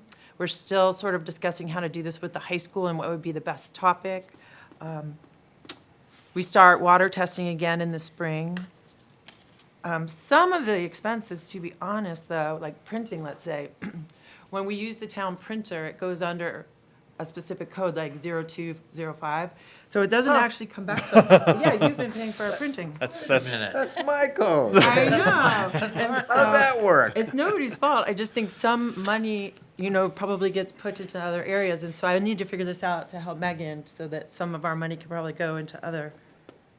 Well, what we've been doing, like in terms of the printing, is Hannah's keeping track of whatever's being printed, and then at the end of the year, I'll just do a journal entry to transfer the expense from the Conservation Commission and credit it back to the town manager budget. well, I mean, like I say, the reason I asked the question is that the history on this whole section is that only a few $100s has been spent. And if the budgeted money is gonna be spent, then I'm okay with it, but if it's not gonna be spent, then I'd like to say that every year they're getting better at what they're doing and getting more energized. That's why you only have 338, then 523. Yes, you have 1,800, but most of that will be spent apparently in the spring when they get ramped up. So I think things are getting better. You'll see that the training and education line, they haven't had anything in there, and, I mean, I think training and education is important, and so, I've supported, they put that in, and I've supported that, so that they can go to conferences and workshops and things. It's important for them to be able to do that. Yes, I agree. I think keeping that money there for future uses, for classes. The one thing, the easements, that money needs to stay in there because we have to do that every year for Right, I town understand easements. that. I mean, that's minimal, but some things in there, it just means it hasn't been done yet. Yep. Dues and memberships. Okay, and because we don't know that we're gonna, when we get an easement from a landowner, an easement on a property, that we've got to file, we can't predict those coming in for the next year. So we have to have an amount of money to be able to file those. I had a question.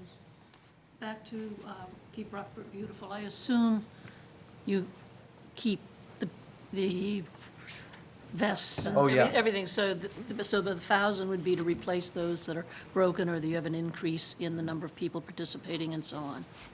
Yes, and I think it's also just to sort of validate this organization that's worked so hard and giving them, you know, what they need to continue growth.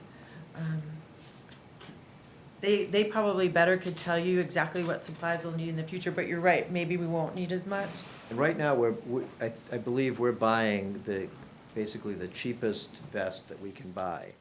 I mean, as you might imagine, with 150 volunteers spread out all over town, you know, there's some that we don't get back, you know, that it's hard to get them back. And it would be nice to have them identified, you know, be able to buy vests that say Keep Rockport Beautiful, which, that would be a nice thing to have, so people can, you kind of create this recognition of, wait a minute, something good is happening in town, and people will see them out with those vests on.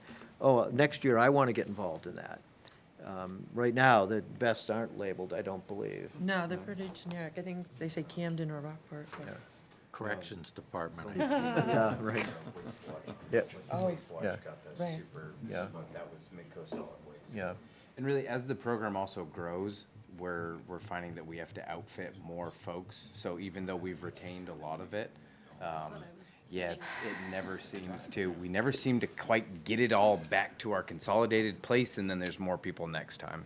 So did you both discuss It is. that you're in line with cutting those two items, or did Rick say these are the two? You know what I'm saying? Are you in agreement or not? Oh, of course she's not. I'm not. So, to that regard, like the advertising, which we've used once in 3.5 years, I believe. Right. Is that something you really want, or should you reallocate that to something? To that- true growth? Yeah, to whatever you want. Right, I agree. Advertising, I think we always sort of fund that such high level. Should we do a public forum or do more education? But we probably could cut that. Because Maggie came to the Camden Rotary and spoke to the group about some of the objectives here, and that's free. And, yeah, it seems you could do a lot more of that. Press releases. Yeah, maybe, Right, right. You maybe know, to add to the comments, if you look at this and, you know, your proposed budget was 12.4. Rick said, no, timeout, 9.6 is what you got. okay, And he put things in the bucket. You might want to look and see what monies are in what buckets. You say, all right, if I've only got 96.45 to spend, right. do I want to move some of the furniture around in the house here? Yeah. No, I think that's a good idea. Definitely advertising. And we can do that internally as well. You know, we'll do that internally after the budget's passed, you know. I mean, as we go through all these, you know, you're the first out of the box here on the nitpicky discussions, but Yeah, no, that's great. I think at some point, if we agree with the town manager that the 96.45 in this particular case is what you got, Okay, and then you go back and say, all right, well, start I want to fine start tuning. moving the money around in here, because it's not allocated the way I think best. I think that would be an appropriate approach for all the areas. I- If we have something to weigh in on. I think you want to be careful with that as like a generalized statement, because if there's a project that's been put in the budget that the select board clearly doesn't want to Yeah. get done, then you might be sending the wrong message Right. with that, or either just clarify, we don't want you moving money around for this Right. project, We- so I think that's something I'm with to you think on about. that stuff. Yeah, I mean, if There's it, some absolutes in here that, you know, you talked about things such as the easement recordings, you can't move that. Right. So, if you, say, for example, you decided to cut, you wanted to cut the Keep Rockport Beautiful, and that was everybody agreed, we're gonna cut it, it went through the budget process, and it was cut out of the budget. Specifically, that item was cut out of the budget. It would be, I wouldn't be in favor of moving forward and saying, okay, we're gonna find that someplace else, because you made a specific request to right, cut that. that's moving around department. And for those on the other end of the screen, that was a hypothetical situation. That was, yeah. But you know, if you make a specific cut for, you know, that you didn't agree with something, you thought we shouldn't be doing that, I'd be crazy not to, But you cut it. yeah.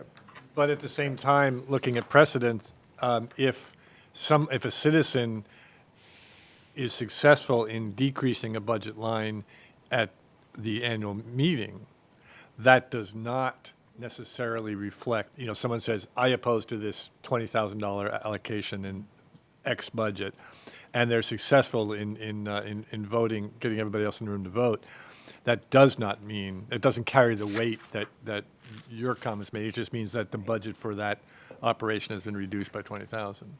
So there's two sets of potential guidance. Yeah, I would be, for me, I would be shifting that responsibility back to the board, to the select board, and, if the select board turned to me and said, no, we still want to spend that money, that's,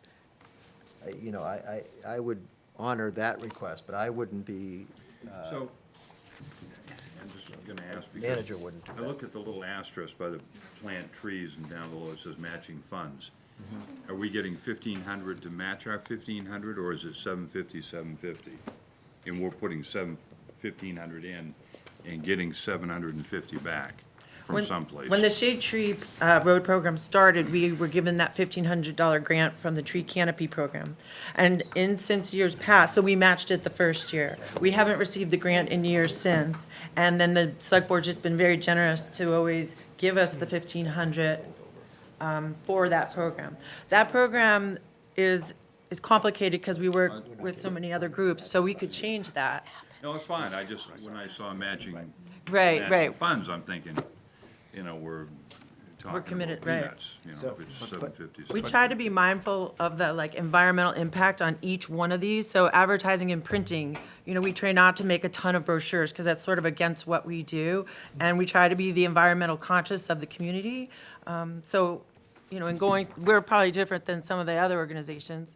But, I would just ask that too when you think about where we should spend the money. And we're definitely open to suggestions. But it's about managing our natural resources at the end of the day. Well, and we'll go through this again when we Oh, yeah. go through. This is the first pass at this, but I'm making a note in my budget book Yeah. right now to say, well, let's take the 500 that was in advertising and put it in plant trees, and then we'll have the discussion about that, when we get there. But I only cut 250 out of advertising. No, he's I'm saying saying reduce. zero it and take the 500 there and put it down, and I thought that's what I heard from Kim. Well, we'd rather have the money for something, for the tree planting rather than the, the tree planting advertising. program has it's helping us combat climate change. We're actually making a better difference. The program itself, the Altamira Farm allows us to use their space to grow a tree farm. So it's a good opportunity for us to take advantage of. It doesn't mean that we couldn't improve it and change it. I don't know. We've only spent 300 so far this year on the trees themselves. So maybe, we That's- don't really need that's 1,500. That's just my thought right now. Yeah. We'll see what the Yeah, rest of the board wants to do, but that's the sort of thing that I've been thinking about at But, this point. Mark, your question about the matching funds, there's no revenue in this year, matching fund revenue. Okay, so that shouldn't, Right. That was from previous years. Yeah. There was a matching fund revenue in previous years. I'd like to give Kim a chance to talk about the ash borers, because I presume that that's a potential infestation moving north of a species that, Right. because of global climate change, is now spreading their wings, so to speak. True. They travel quite slow. They can only go 2 miles, I think, in their lifetime. So they're traveled by firewood that's brought into our state from out of state. So that's the number one thing we need to tell our residents is do not bring in firewood from out of state, and possibly not even from northern Maine into Rockport. And how we enforce that is just by telling all of our parks people. And the other thing, so this bug, when it does arrive, just bores holes through ash trees till they die. So that being said, we would lose a whole population of trees, and we're going to try to figure out by mapping where we would have the biggest problem. Where are most of our ash trees? We don't really know. So we're asking residents to go in your yards in the spring when the leaves come and identify and say, hey, I think I have 5 in my yard. It's not here, it's not in Knox County. We don't even know if it's actually in Maine. We think it could be in northern Maine, Madawaska, I think. So Camden has an emergency plan for it to save the trees. We just have to figure out, and this is sort of an eye-opener of any natural disaster, any bug infestation, rising ocean waters, what are we gonna do? So I think it's sort of like thinking about what could possibly happen and being prepared. And even if we don't put money toward it this year, having a solution, I suppose, if we can. Well, and I mean, it seems like you may be able to perhaps do a forum on that or something. It doesn't Yes. cost any money, and get some information, maybe even dovetail with Camden or something, so Right. that the residents learn about it. And the more we learn about it, then maybe we're in And a be better the eyes, position be next the year. citizen scientist program that we're trying to sort of develop. Camden plans to inoculate each ash tree with a certain insecticide, which is a huge undertaking, and it's very expensive. So, I mean, so we'll watch it. Well, one of my points on that, and it has to do also with the promotions or the printing budget and what have you, is that does this particular study rise to the level of importance to, for instance, send a letter to every lot in Right. the town, so that you get more saturation on that information coming back to you? Right, a questionnaire of people, like, where do you live, where's your tree population, and maybe all their trees if they can identify them, so we have an idea. Right now, we're gonna use the schools, the middle school and the high school and Mary Spring and Aldermere to reach those people and have those people email us back or go on our Facebook page or mail a letter to the town with the results. But you're right, organizing it, probably in printing. Kim, if I might, Yeah. I mean, in some of the meetings I was at, didn't people put in for reimbursement for trips to Augusta, or? Yeah. Because it isn't showing, but I recollect that somebody had. Right. But it isn't showing on the ledger. I might confuse things because I break everything down to each specific category of what we do, and then when it comes back to the town, a lot of it goes under like miscellaneous expenses, or it just goes under water quality. Megan tracks it. I haven't gotten any travel reimbursements. No, for- well, I just remember. know, I was driving, I dropped. You a did bunch drive off. to- Yeah. Well, I remember the samples going over and Yeah. the talk of. Didn't even know. But you're right, travel expenses. We are gonna start to have to use a lab for our water testing in Rockland, so it's a little bit further travel. Most people haven't asked for mileage. Well, encourage them. Yeah, we could encourage. So the other part is for Megan, if this Keep Rockport Beautiful is approved, there'll be a number associated to it? Yeah, if it's Eventually. a new line, I typically don't assign Yeah, an until- account number Yep. until it's gone through the process, because it's a lot of work to add them into the system just to delete it. I don't particularly have any problem with the money that was presented us. I mean, with some shifting around, I think you'll feed some of the ones that were deleted. So does anybody have any more questions for Kim on this? Thank you for coming in No, and thank for you. doing This- this. I know that a few I think years this ago, was we good. were struggling to get the Conservation Commission to Yeah. be here, and now that you're here, it's terrific, very Great. helpful. We'll sort of rethink the numbers and get maybe a new proposal back to you. Okay. And we can definitely, Kind of late for a new proposal. oh, no, I mean, with that number though. Shifting the numbers Shifting. around. Yeah, if you have any thoughts about that, then certainly get them back to us. But I think that the consensus is that we can live with the 9645 number. Right, that and was I have provided. no dog in the fight as to where it goes. I mean, I think somehow we've got to look at our process on budget reviews and say, is 9645 the right number? If it is, and with those limits, We can live with if, it. you can live with it, and they move money around, unless we have any strong feelings one way or another, we let the group push the money around and, That's what we try to do. yeah. Thank you. Okay, thank you, Kim. Thank you. If people want to take a little break, I know I need to stand up and use the restroom. So why don't we grab 10 minutes or so? Is that enough? Jeff has his hand up. Make it, I think it would be helpful. I'm Jeff, yeah, I'm left to Jeff. I'll start, I'll have my question at the beginning of the. Okay.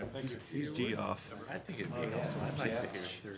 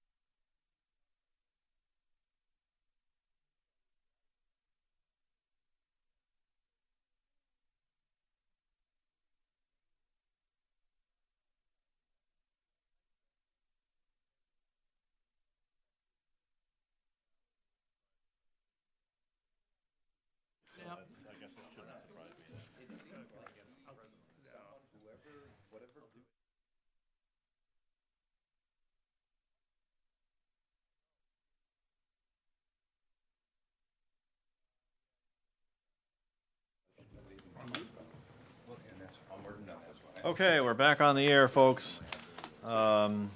Next budget we're gonna go through is the administration budget, which is on page, starts on page 93, the guts of it are on page 94. This is the budget where the select board stuff lives, and I'll let Rick talk about this one a Basically, little bit. this budget is basically static, except for I added in, early in the department, going to your question about whose numbers are the department head numbers, I've added in the numbers into the department head number of what I think the board number will be. It's the same as my number. It's my number. This is one of those weird ones. But what I did add in is the miscellaneous and professional services line 3060. You're on page 94? Yeah, yes, yep. Knowing that that was something that the board had agreed on. And so, in order to build the budget and come up with a total number that reflected everything that we knew was out there, I added that in, but everything else is pretty much the same. They're all pretty much zero increases. MMA dues went up slightly. There was a lot of discussion over the years, over the past 3 years that I've been sitting at the executive committee about the due structure for MMA. And many towns were underpaying by quite a lot. We were one of the lucky ones. We weren't underpaying by too much. But so they did a total revamp of dues structure. Some towns had a dues increase of, 20 to 25% increase. Ours is basically a 6% increase. Anybody that had a dues increase of more than 10% was allowed to stretch that increase over a period of years. They had the option of stretching it over a period of years. The dues increase is basically because the formula that they were using was old and antiquated, and there were some towns that were paying way more than they should have been paying for many years, and they got to the point where they didn't want to pay that anymore, and so it's a very complex formula, and so they, over the past 3 years, they've been working on that formula and finally came up with an agreement, so it meant that the whole due structure got changed and ours went up by 6.3%. Well, I think it's money well spent personally. This is one of those that's paid in February, so that's why there's no Okay. year-to-date number. Rick, the 35.5, the big number, Yep. will we see that out in some of the other line items through the budget? I'm not sure what you Well, mean. we pulled the 35.5 in miscellaneous professional services and said we're gonna put it over here. Did it come from somewhere No, else? No. this is Rick's consulting. This is the Fine, I'm good. yep. But to build on that question, presumably there will be a period of time where is your consulting to help the successful candidate, or is it also an interim situation? The No, transition is. it's a 1 year, it'll be a one-off expense, basically. This will be another one of these things that's only here for 1 year. Yeah. And it's basically, the select board thought it was in the best interest of the town for Rick to continue working on the library project for. I think it's actually a little bit lower than that. I plugged a number in, I picked a number out of, kind I of out think of there. the original number I saw was in the, and we still have to work on that. We'll adjust Right. that a little bit. But it's I in that picked a number ballpark. out of the air, Yeah. I just, Yeah, I thought it was $1,200. yeah, oh, okay, yeah, right. Thank you for the clarification. Under, Megan, under revenues at the bottom line, 0006, where is that $40,000 going to show up for the TIF proceeds for It's gonna show up in the public works budget, cause Public that's where works the budget. expense is. This downtown TIF proceeds, it was put in here when the fiber project was Right. done. So it Okay. would have been probably the year before. will it, under public works, will it still be 0006, the line? I hadn't assigned a line number to it Okay. yet. All right. Can I ask a question? Thank you. So, and this is also for folks, one of the things I love about this budget is within the same department, they have both expenses and revenues, which helps me figure out if there's an offset somewhere. And so, do I have it correct that 0005 wastewater stipend reimbursement does offset the 2105 select board stipends Correct. slightly by that amount? Correct. And you'll see the same thing in my budget. There's a similar line, and it helps offset my salary, Megan's salary. Finance, planning, and my- public works. And public works. It's an attempt to estimate what percentage of the time each entity spends on working on wastewater issues. So that's built into the wastewater budget. There's an amount of money built into the wastewater budget to pay for this Right. administrative costs. Any other comments on this budget? Well, just to point out for those that are new to the board and to this group, the select board stipends last year was fairly controversial. There were some of Yeah. us, Really? some of us felt that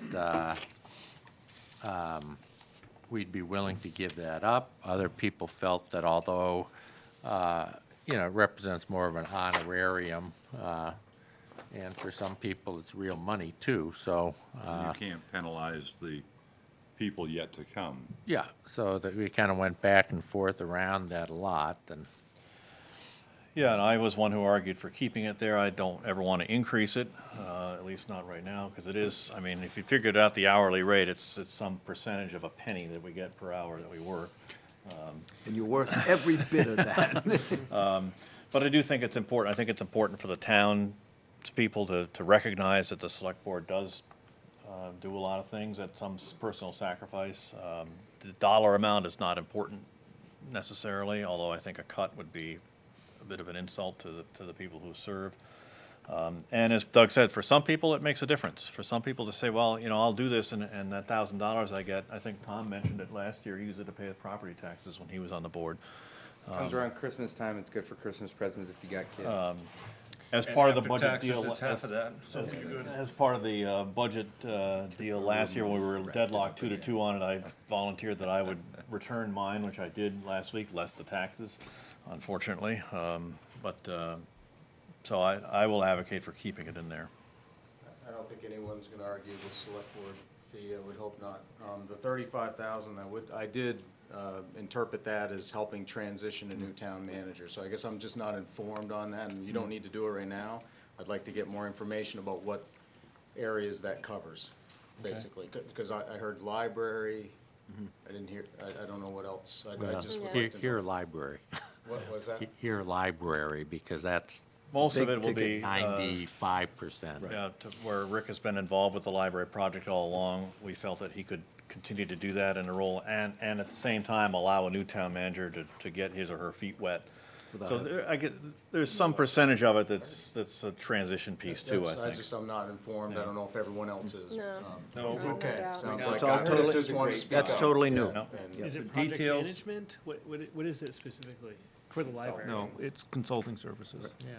Helping to keep that project moving It's forward. about the just Yes. about project management. So the new manager doesn't have to The new step in town and, manager wouldn't have to step in, step in right, and take to- that to on do top something of. that, why have a new town manager get up to speed on something that he's been doing for years?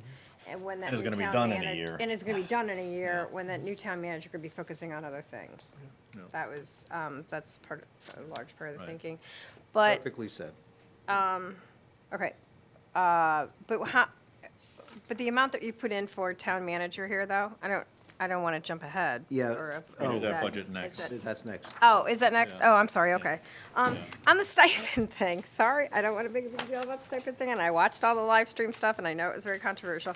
My only thing is that I like the idea of being able to donate it back to the town, or being able to donate it. And the problem is that, we were told this year, we weren't on the board last year, but we were told this year we had to take the money. I would rather have not just taken the check at all. But I didn't have that option because, you know, I basically have to pay taxes. I have to pay in order to get this money, or in order to donate the money, so that So, doesn't make any sense. I was kind of prepared for this Yeah, good. conversation, and the, I'd like to have another option. the charter currently says members of the Yes. select board shall each receive an annual compensation for their services Right. as approved at annual town meeting. Which could be $1. You could do a charter amendment that said something along the lines of, if the select board elects to not take their stipend, they could donate it back to the town, or something along those lines. in Well, terms of- I don't know that it needs a charter amendment. I mean, I could, you know, you could take $1. It's not necessarily that you need a charter amendment. It doesn't say how much, but I guess it's a tax impact thing. I would like to have the option of being able to donate it back to the town, but I don't want to have to pay to Why is do it that. Jeff. Why could you not just not cash the check and just? Megan would hate me if I never cashed a Right. check. Yeah, but the W-2, W-4s are still cut. Right? Yeah, so you're still going to pay taxes on it. So, I mean, basically with mine, I asked You Megan pay not to taxes, write not me a have the check. money. She said she couldn't do that. Yeah, we I did the got- same thing. I did got, the same I got the check and I just wrote a check back to the town for the net amount that I got. It's amazing how sometimes small dollars can Yeah, carry a oh, lot yeah. of weight. Yeah. But I do think, though, that $1,000 is meaningful for some people, and I think it's important that we not set a precedent that means people feel pressure to not accept the $1,000. Right. Whereas that $1,000 might encourage someone to step up and serve on the select board. And I don't want to discourage people, right? For some people, the time you spend, the immeasurable amount of hours you put onto this does mean time away from work where they might be otherwise earning a wage. So Right. I think there's value to it, and I think we just be careful about Yeah. not saying only those who don't need $1,000 should step up. Have we checked with the lawyers on this, Megan? I haven't, but I have copies of these that you guys can. Well, but I would think- love to check with Yeah, I would like to with see them, if, to if see the, if you know, somebody else has you figured can this just say, you out. know, can we just say we don't want the check? To see if there's an option, you know? I'll check with them. Because that would be the cleanest way to do it. Because that way we can put it in the budget, and if we don't want it, then it goes back into the UFB. Right. Well, I mean, I'd rather plant trees if we're gonna. Well, no, and that would be yeah. your option, if you, No, but I'm saying if we're gonna knock the money out of here, shift it over into plant. well, I don't think we're gonna knock the money out of here. Well, so- I don't want to belabor it. I just wanted to point out that, you know, we do, Okay. we would like to have that option. One final question final question on this budget.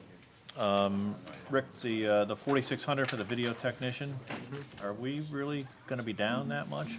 Because we had a $5,000 budget. It just seems to me like we're doing a Because we lot of haven't stuff been here. We haven't been spending it all. We've Okay. only been spending $3,500. We've, you know. Okay, I'm fine with it. It just, my Yeah. perception is that we seem to be doing a lot more of this. It may, Thank you for disturbing. budgets, though? Yeah, if they're here doing something for like an Opera House event, that gets charged to the Opera House. If they're doing something for the planning board, Right, then that right, gets okay. changed to the planning budget. Okay. Right. The one thing that, you know, if you're gonna be doing, we'll be doing live streaming of the library building committee, so that, I mean, but it does, I think we still have enough money. Okay. Okay. Anybody, anything else here? You look like you're about to say something, Mark. You said something about a time frame for tonight, didn't you? Said we were Midnight. 15 minutes behind. Yeah, you said 15 minutes behind earlier, so Yeah, do you have something preconceived in We're your gonna, mind? well, it's, the times are given on the schedule sheet or whatever, so that's what I was going by. The next budget, if we're through with this one, is the town manager budget, which is on page 93. Nope, wait a minute, sorry about that, 97. Actually, 98. Yeah, 98. 's the big- 97 is where it actually starts, 98 is the Yeah. guts of it. Geez, now I just broke the copier code. Okay. Yeah, now everybody knows. Everything will get charged to my, Oh, yeah. This budget, you can see this budget includes the salary, my current salary. With the increase from my current salary, we do not know yet what the new manager's salary will be, and that'll be up to the board to plug a number in there. But this just includes my salary with the 3% increase, or what I would be. Overtime come from? That was new. Sorry. Yeah, that's executive assistant overtime, not for me. That's when my assistant is working overtime, paying her for that. Yeah, that, we're gonna need to talk about it, and Jeff, I don't know how you feel about, recusing yourself or Tell not. me and I'll say it. Which line are you looking at? Well, we're talking 2155. personnel services, essentially 2155, which is overtime for the executive assistant. I guess I would want to know more about that. I mean, in the past, we've been kind of dubious about overtime. I mean, overtime is typically something that occurs outside the normal daily routine.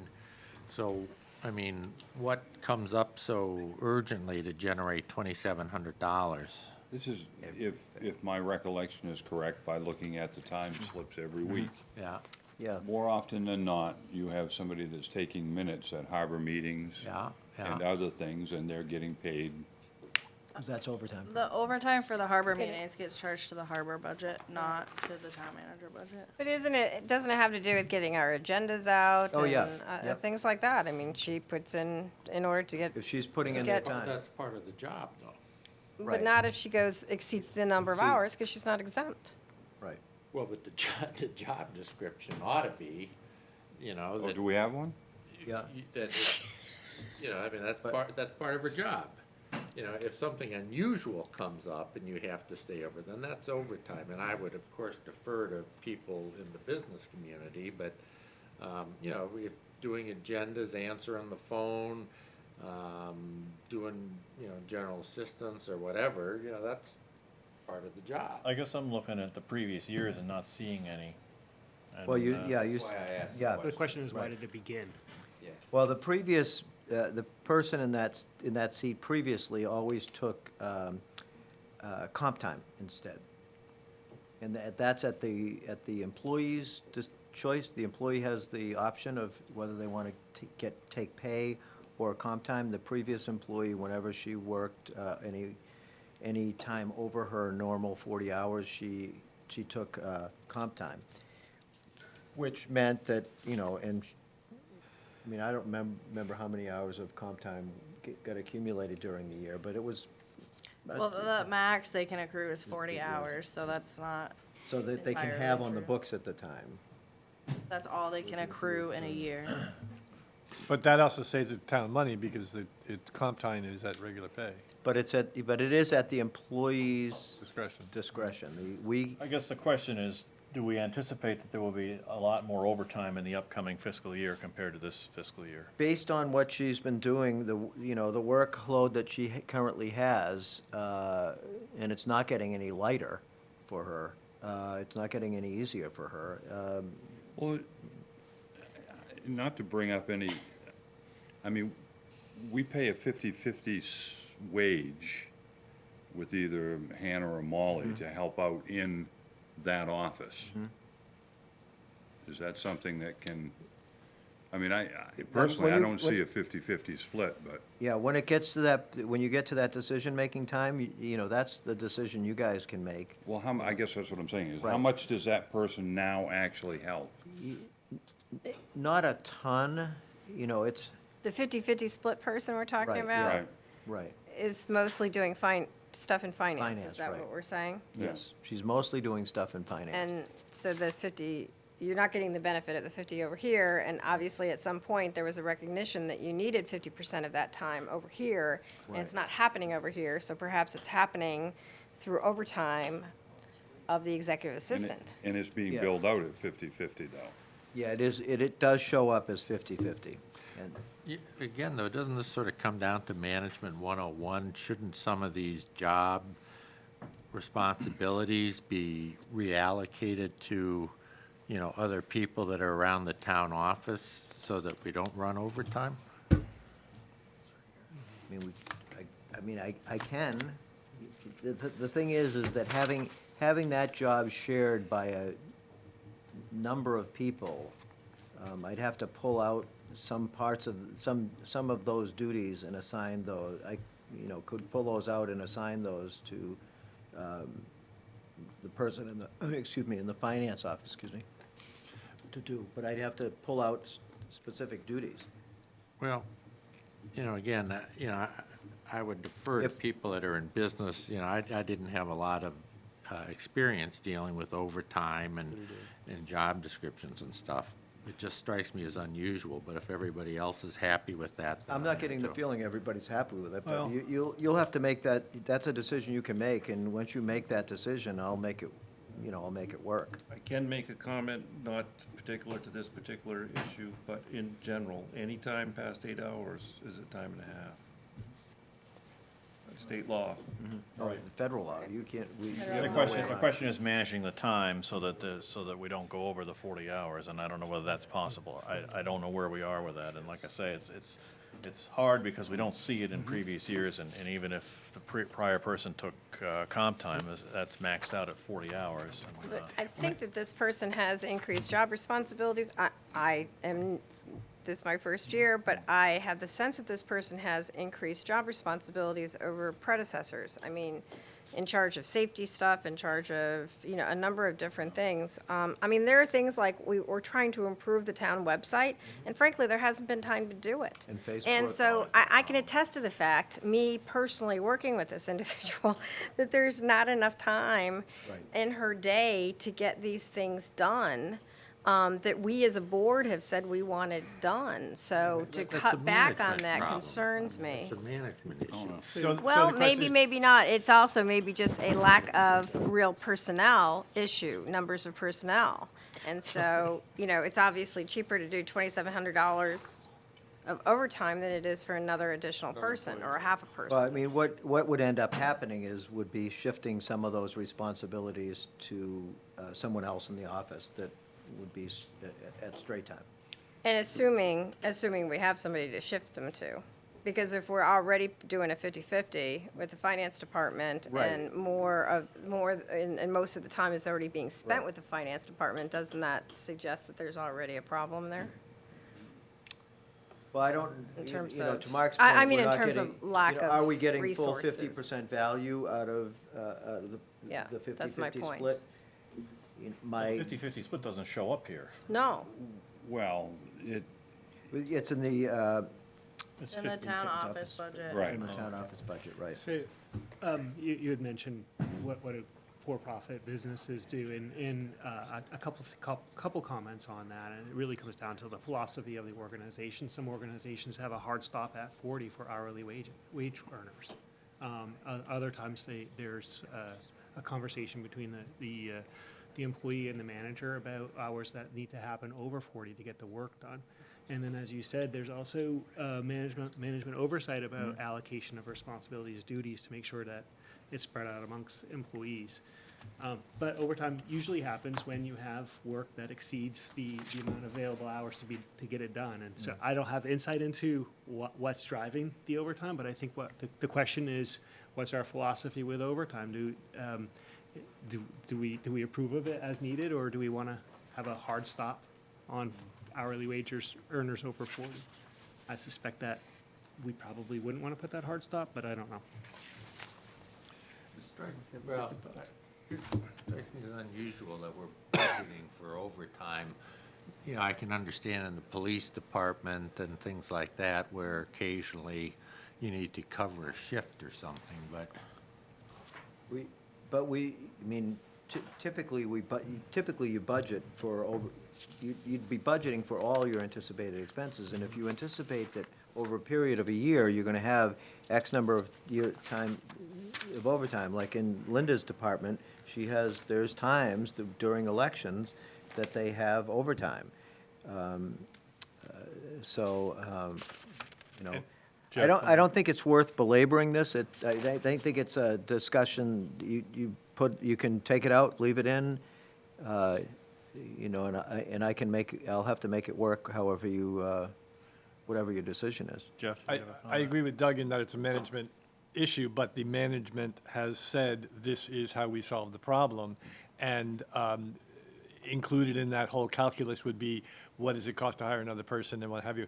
Given the 8 hours and 40 hours, there are times in any positions, in any position at town offices throughout the year where it's just, important for that week or something to go deeply into overtime. So $2,700 over the course of the year does not seem like an outrageous figure to me. Yeah, I'm not gonna argue about that. On the, May I make a comment? I know, for example, last night, when we had to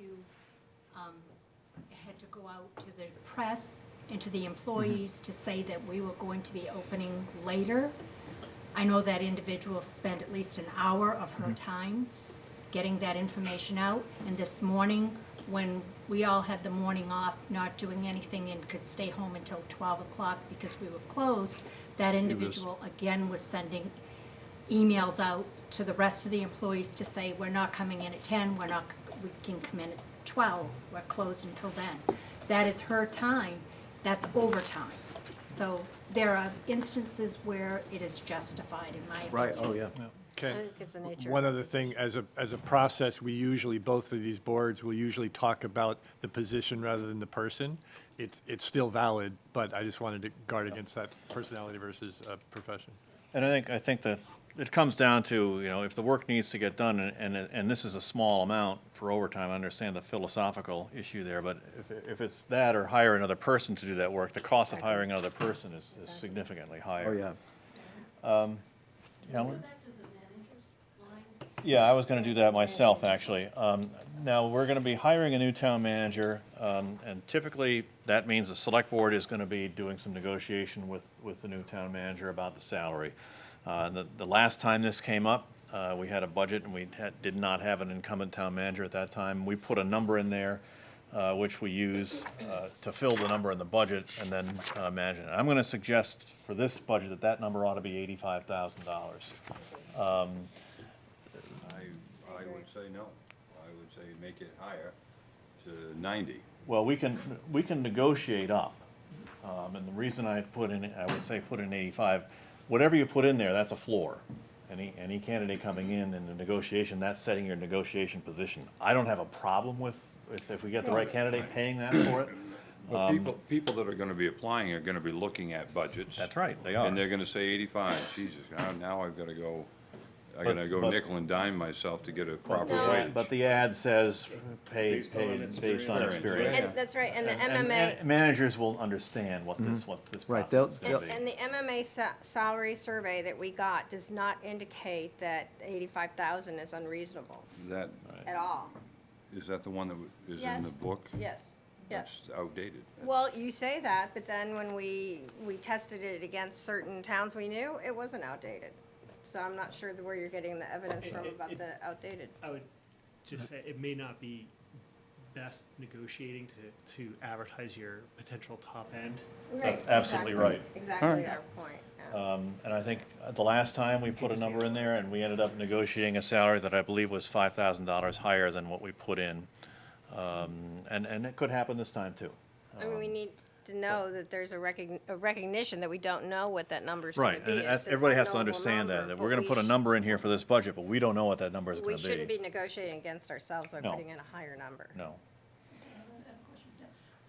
Have you in fact gotten the new numbers for comparable positions in comparable towns? Yeah. Okay, Yeah. That's so the MMA 85 survey. is. We have the latest numbers. Yeah. Okay, that's, Yeah, we've been in contact with MMA as required by charter to do that, so we have those numbers. And that number too will change many of the other numbers cascading down, the FICA and all that kind of Yeah. stuff. Oh, yeah. And things of that nature.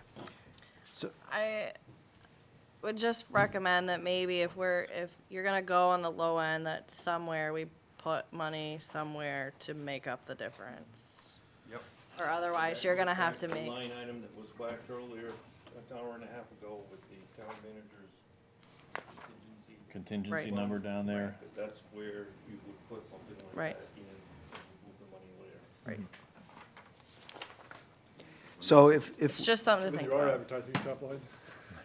If we can go down to the intern line, I left that in because one of the things in discussing with wastewater with Nate was we're still working on the inflow and infiltration work on that, on the sewer stuff. And one of the things he said most recently is that when we get to the point we're having to do a basement analysis, to go into people's basements and make sure that they don't have sump pumps into the drainage, into the sewer system, that work is best handled by an intern, and that there's. They're disposable. They're disposable. No, he said that they've used them in the past from engineering school, from people that are looking to get, that are in engineering school. And it's a good project for them to go in and do an analysis of basements. And he said it's a lot cheaper than having them do it. Well, So I mean- I was gonna pull it out, and then in talking to Nate, he said that's a project that would be great for an intern here. Well, certainly, we've gotten tremendous value out of the interns we've had the Right. last couple of years. Yeah. But if that's a project, I think that may be a good project for an intern, but then shouldn't there be an offsetting revenue for that from wastewater? If that's what we're gonna use the intern We for? could. Yeah, we could put that in as a, Because that's a way to make the budget. a good look a little idea. bit better. Yep. And it's pretty imperative that we get this done. So Yeah, Right. well, he's done a lot of work on it. The last piece, though, he said the last unknown is it's looking like we're gonna have to do a basement study, similar to what Camden did. What's the timeline on all this stuff? The reason I ask this is because when you start doing the heavy lifting here on money, you're gonna look at employment and employees and temporaries and interns and consultants and paper clips and paper towels and all that stuff. And, this is one of those where, say, is there a burning need that in this fiscal year, there is an intern that has to do this in order to meet state law X, Y, or Z? Yeah, it's in There this is a burning need. need It's for not this state summer. law. Right. It's for our, because the amount of sewage that we send, or wastewater that we send to Camden is gonna depend on what our percentage of the cost of the upgrades to that plant, which is a multi-million-dollar project. So if we don't do this, it's gonna cost Could us more cost us money. a lot. For the next So 20 that's- years. That's what we have to make Plus sure we point environmentally, out. it's. Right. So we're, But it should be a net zero to this budget if we get reimbursed Yeah, from actually, wastewater. we can put that in, and if for some reason we're unable to get an intern, which happens, we've been lucky the past 2 years, we've gotten 2 really good interns. It could be that we don't get one. We'll have to have, Wood and Curran, we'll be paying Wood and Curran to do Their it, rates. at their rates. so where do you put that offset on here so that we know It it? would be in revenue. revenue. Put another line in the revenues? No, I would just add it to wastewater wages and benefits. All right. How about, Go ahead, Doug. no, I just wanted to ask too about our legal fees. Yeah, I had that question The too. last couple of years, we've sort of had a significant bump. And I don't know if it's just, life is getting more complicated or what, but is that 5,000 estimate realistic, considering the last 2 years? Well, that was another reason, sorry, Terry. That was another reason for the $10,000 contingency is, you can't really plan for things that are outside of the contract. It's anytime there's any work done by our lawyers that are outside of the contract having to do with human resource stuff, any of that work falls into that bucket. And the hope is that we don't have to do that again, but you can see that there's been 13,000. And that 13,000 probably will end up being closer to 15,000 by the end of the year. I bet it'll be even more than that. I'm gonna do devil's advocate here on this one, because I am concerned when I look at these rate increases. They're occurring because of use. The people on the other end are basing their annual fee and their quote based on prior years' hours worked. No, that legal fees is based on that. Yes. This is things outside of the Okay, contract. but on legal fees, if you look, we've gone from 13,000 to 18 to 37, right, 38. The 18 to 37 jump was when we switched to Bernstein Sure with a set scope of services. And And we, that's why it was, in theory, bringing down the lower line of legal fees outside of contract. Anything that's within the scope of services, I was just talking Yeah, with them today. right. Anything that's within the scope of services, they don't send you a bill for. But you don't see It's- that offset here. It's not fully offset, no, I think probably the library was, We went from 18 and 5 to 37 and 13. Right. Right. And so, and there was also. Consolidation, there- wasn't there? There was consolidations. In 15 right, and too, 16 yeah. and 16, 17, there were other legal lines and other budget. We consolidated this all into one line here. So legal, prior- legal fees were 25,000 in 15, 16, 40,944 in 16, 17. So we save money going 17, 18. Right, and that's because they lived in the assessing budget, and they lived in the planning budget, because and now when we went to the single contract, it all lived here. How much do we use the free services of MMA? We don't use it a ton. We don't use it a ton, partly because we get, it's included free here. You know, now we have it free, you know, it's part of our careful with contract. free. Yeah, well, it's not free. $40,000. It's included with our, it's included in our contract. 40,000 isn't free. Yeah, no, but it's included in our contract with them. So, you know, you can use MMA for very general questions, but if you have something specific, MMA, and, you know, I mean, I was on the executive board for the MMA. They're very careful about saying, if you have a specific question, that you need to contact your legal counsel to get a specific answer. They can help with general questions, and they're good at that. But if you want to get a very specific answer that may, you know, that you may be facing a legal case with, they're very careful about that. Fiscal year 1920 is the last year of our current contract with our That's lawyers. a select board hire. The select board can make a change there if they like. Right. We went with Bernstein Sure partly because it was a unique arrangement. It was the first time they had done it in the state of Maine, and going with a fixed fee. And one of their rationales was that, and it made some sense, was that prior to that, every time you call the lawyer's hitting the timer and they're timing you. And so that meant that people in the planning office or the Kerry with assessing, or the big users, might hesitate to do it. And their pitch to us at the time, they said, we want you to call us earlier.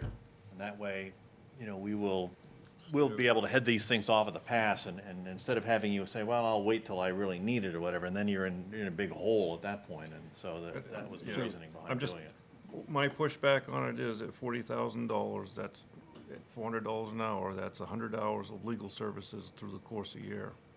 Do we really need that kind of legal support?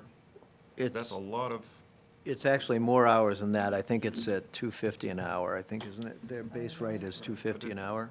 so then that gets to even more hours of, you know, when And, you start starting to we get use- close to 3 weeks to a month of, We're using it, yeah. Well, we're using it because we know it's covered. And Right. my own view as an attorney is, in my 6 months or 7 months of being on this board, we overuse them. I do believe we overuse them. But if it's a flat fee, it's not costing us anymore to overuse them. So. And their thinking is, it's also easy, for them, there's an incentive for them to not spend 3 hours writing a 4-page memo with all of the analysis that you might need, which is what you'd get previously. You'd ask for the time and you get instructions on building a watch.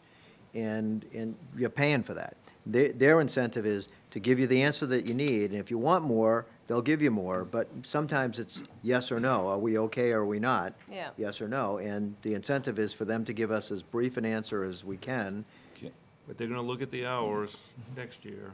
Oh, yeah. They're gonna base their flat rate fee Right. based on that.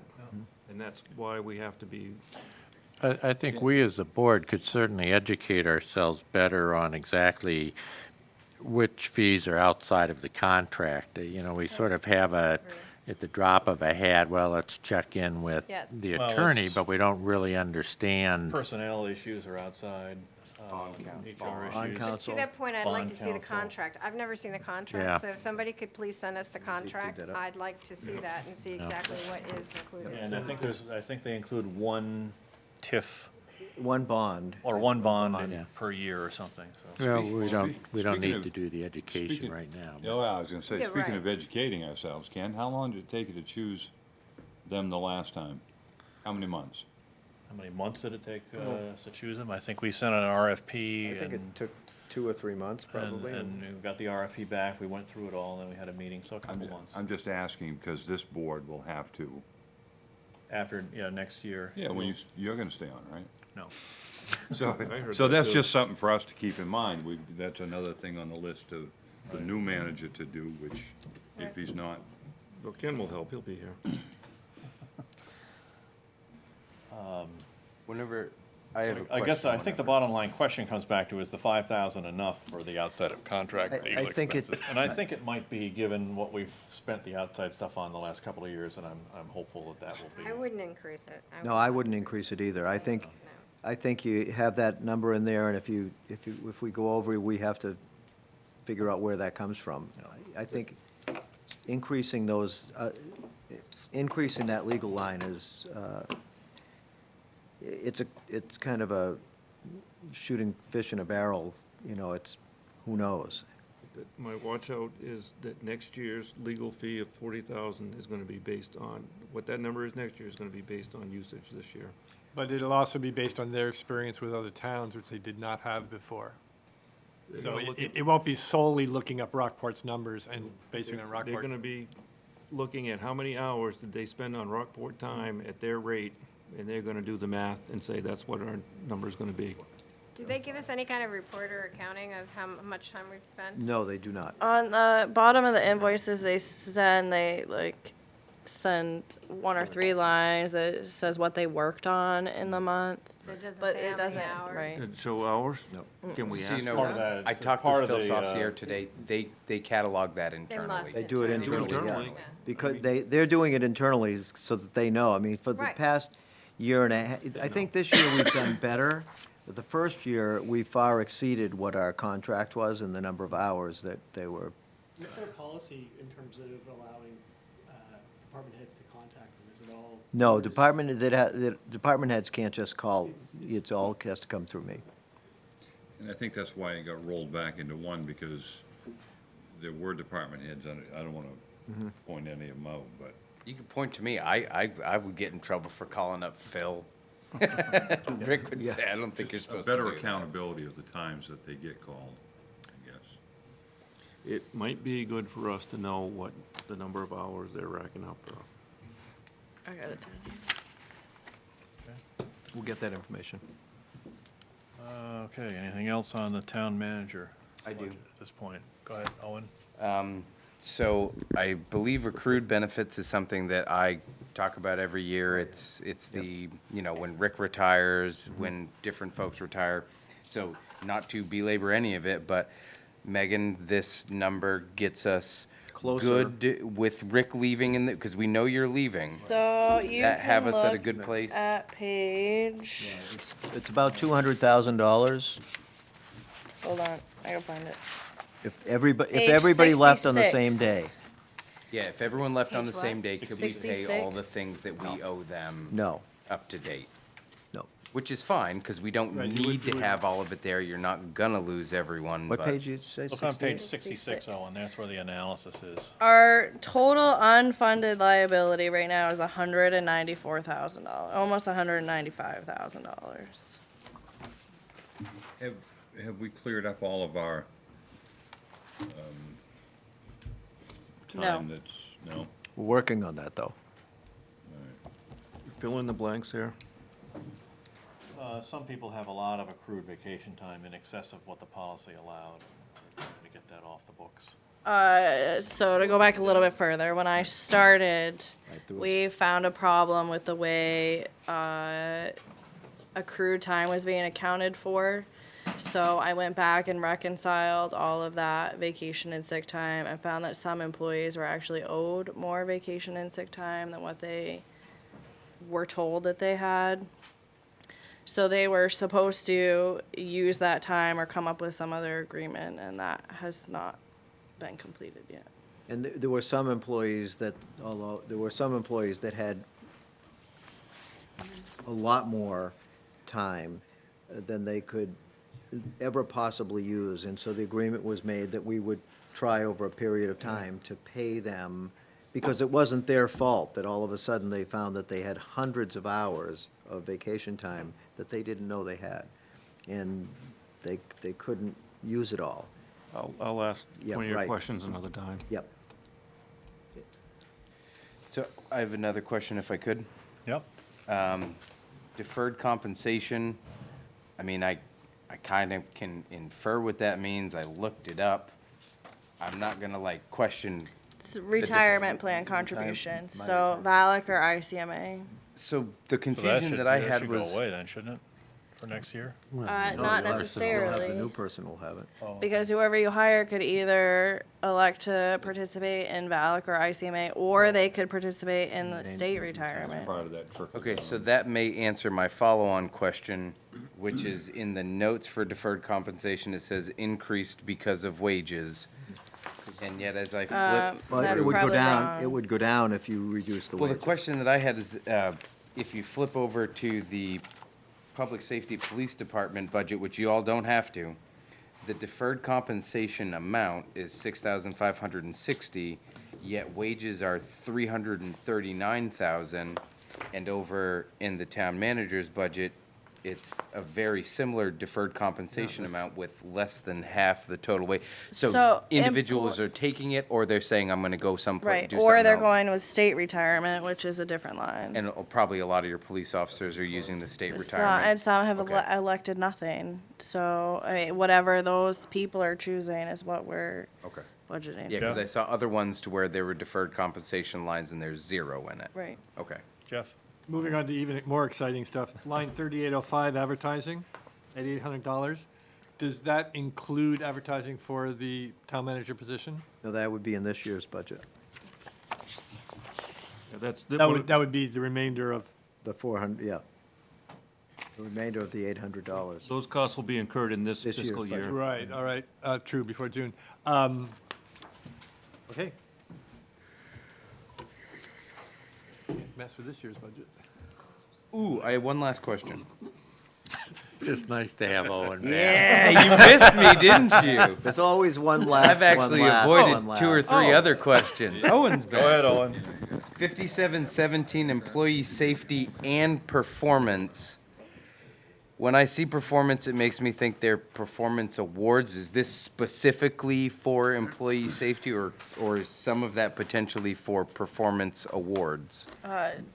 No, that is for our Christmas party, the Christmas party, the summer employee appreciation cookout, and then any training that we do during the year, anytime we have to hire somebody to do any training, come in and do training. So like sexual harassment training and stuff like that. Comes out of So that one. it's mislabeled. I mean, it's there, but you got, Yeah, because the notes say it's a bucket. to reduce workers' compensation rates. it's really employee recognition and events. Which is awesome, and I'm all about it. I just, the way that it's labeled. Yeah.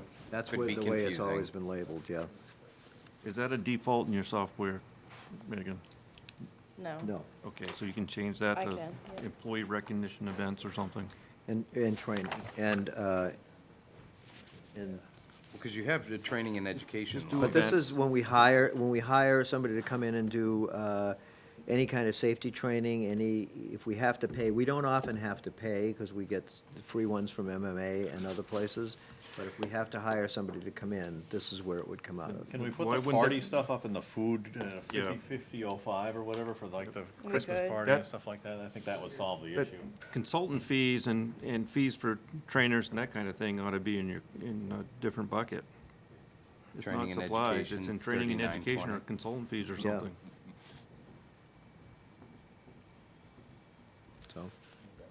So can we do that? So we can take care of that. Training and education, yeah. Okay. Moving right along, let's see. Okay, anything else in this budget? Anything offset by some revenues? Just the Oh. intern. Hey, they may cut that cable You had your TV last question. franchise. You No, had your last question. this isn't a question, this is a statement. He's right. The cable TV franchise fee may get cut depending on what Chairman Pai and his cohort decides. Yep. Write your congressman. So there's some upside potential to our budget. No, that's Oh, a that's that's a That downside. would be revenue going away. 32,000 in revenue that may Losing go to revenue. zero. And we don't have a current agreement with Spectrum for the cable, I've thought for years cable that TV. can't Yeah, very few places do. survive as long as it has. Jeff, does anybody have a current agreement? Not in this area, not that I know of. Rockland's doing some behind-the-scenes work to try and get something done on paper, but basically negotiations, we had a committee 12 years ago. We were negotiating for a new one, then Cablevision sold, and we haven't had paperwork since. The companies that have bought the procession of companies have paid a check based on the formula, but there's been no contract. Is that 32,000 32, unrealistic yep. then? Yeah. So you It may could get be. it in this year, but you may not get it in the 1920 year. That's what I'm saying. Yeah, depending on what the FCC decides to do. So should we take that out of there? You Just might be want on to the talk safe about side. it. You might want to talk about it, Let's leave it for especially where further there's discussion. no Put current an agreement. asterisk on it, yeah. But anytime, when you take it out, that's gonna, Yeah, that's gonna, that's gonna affect the bottom line. yep. Well, but Well, like we say, yeah. we'd rather be Safe. safe Pleasantly than sorry, surprised. yeah. Okay, let's move on to finance, which is page 121. Now we can start making some cuts. Love you too. Yeah. Not much here. What page are you on? I'm sorry. 122. 122, sorry. 122 is when you get into the meat of it.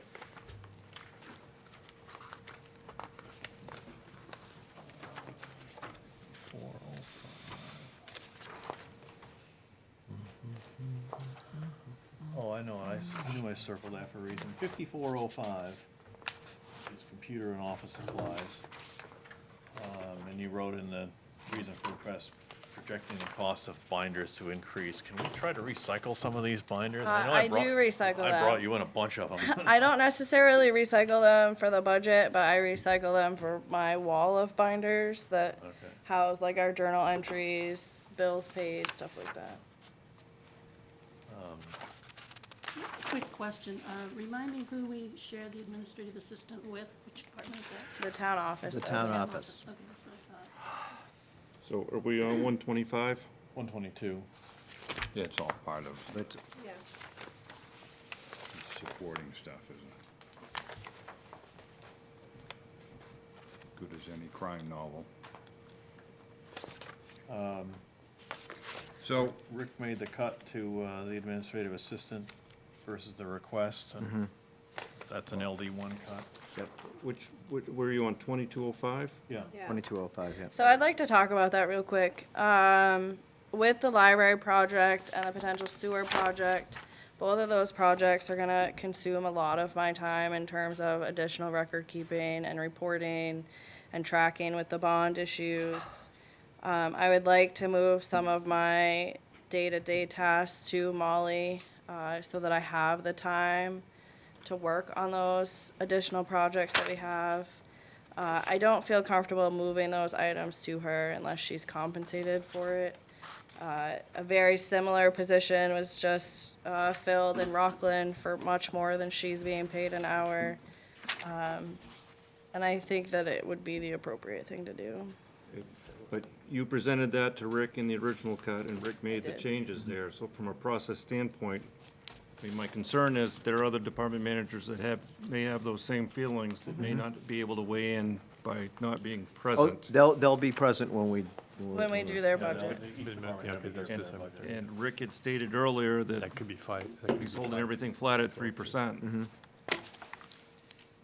Except my- for 3.5. My other point on this, again, from a fairness and equity standpoint across the board, have similar assessments been made of all the other folks in the town office in terms of increased duties or responsibilities? And are those increases considered in here as well? Yes, but they were all reduced back to the 3%. So you've got your oar in the water on Yep. everything's 3%. Right. So I'd like to see a little better accurate percentage of, 50/50 is an easy thing to do, but if Megan is using Molly 80% of the time, then 80% of what's paid. We should be in, Yeah, I was gonna say the same thing. If the time demand is that much that she's spending most of her time there, then that ought to be reflected in the, it's not gonna change the bottom line in the no, it's not overall gonna budget. change the bottom line, right. Well, As far as I'm but- concerned, 100% of it can go there. I mean, it doesn't affect this. It was always split out 50/50, so that's just the way that we've kept it. But does she work for anybody but you? She does one-off tasks Still for here? Rick. Right. Like, She's. streetlights the and streetlight stuff like stuff that. is She all- takes care of So all of that. what percentage? I mean, I have 10, no idea. 10 hours a week, 2 hours a week, 30 hours a week?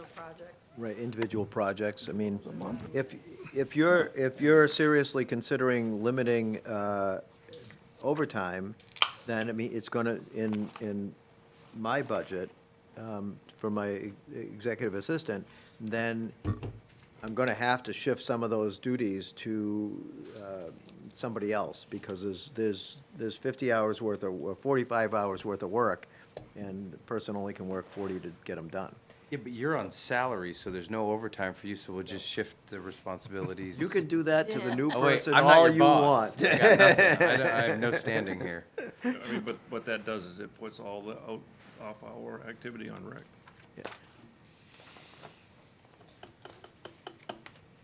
Or the new person. Well, it sounds like the 100% is what's being done, and so it should be shifted over here, right? Some of it That's could be. fine.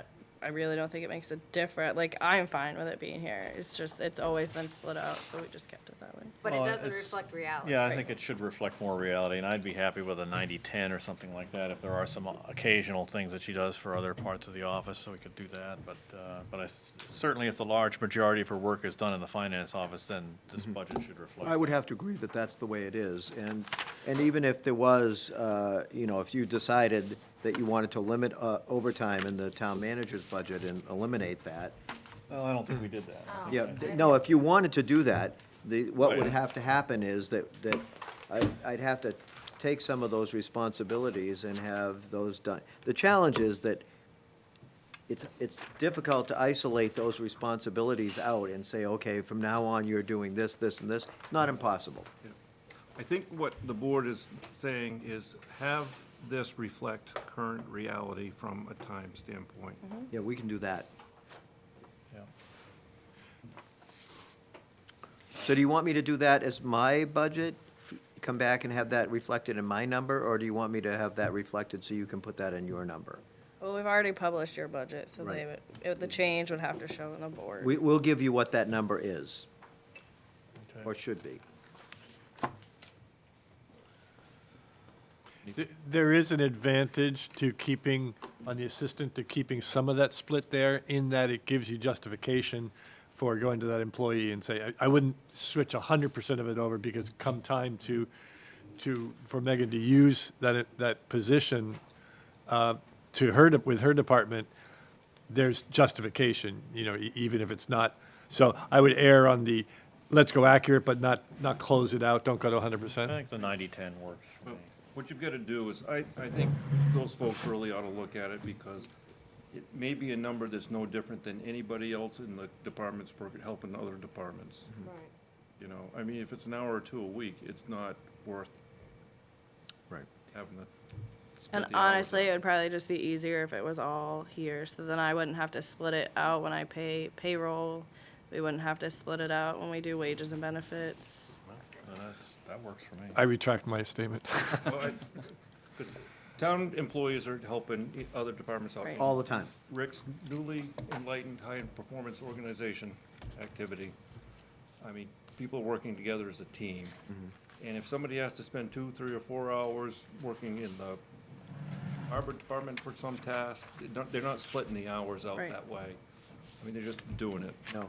Have it reflect reality. I have a question, whenever it's appropriate. Go ahead, Owen. Megan, can you walk me through under revenues, the variabilities in the interest from the checking account? I'm assuming when you make big payments, it's hard for you to estimate that, but So it is hard to estimate because a lot of it depends on when we receive tax payments, and tax payments are kind of received, like there's no consistent percentage received every month, year over year over year. So when I estimated, I kind of estimate on the low side, and then if we collect more in taxes, then that really helps our the interest that we're earning every month. and as a follow-on question, if the board decided that they wanted to keep more in the UFB, that would be reflected in increased amounts of interest from that? It would, yep. And if they chose to spend down more of the UFB and get to 12, then you'd see a potential decrease in that? We could. Again, it all depends on when tax payments are received. All right, 2110, just let me ask the questions. You have your degree, I will very soon. all right, in this fiscal year? Yes. All right, in your employment agreement, let me ask Rick, just to be Yeah, proper. that, Rick, the finance director's employment agreement states what? that when she has her degree, that's when she gets her, her increase. This Or thing, is it at the time or during the next fiscal year? no, it's actually, it was At the time. at the time that she gets her degree. So this number here is, she's already at she's, No, I'm not. So when we budgeted, she's at, when we budgeted budgeted for it, last- I was supposed to graduate in December. Because of extra tasks that I was taking on at work, I did not feel comfortable taking 3 classes a semester. So I backed it down to 2, which extended my graduation date by 4 months. So I should have gotten a raise in December. I didn't get the raise because I hadn't graduated yet. So the raise was only budgeted for a period of 6 months. So, For this current year. right, so what this 11% reflects is that additional 6 months that it wasn't budgeted for with a 3%. So whatever I would end June Had you 30th, gotten it just your has. degree back at the time? I'm sorry. So in other words, the year-to-date number this year is gonna come up under budget. Right. Because you didn't get Yep. the raise, and you originally thought you December. were gonna get the raise in December. January or first of the year or whatever, and it's not gonna come in until, May or whenever you Right. get your degree.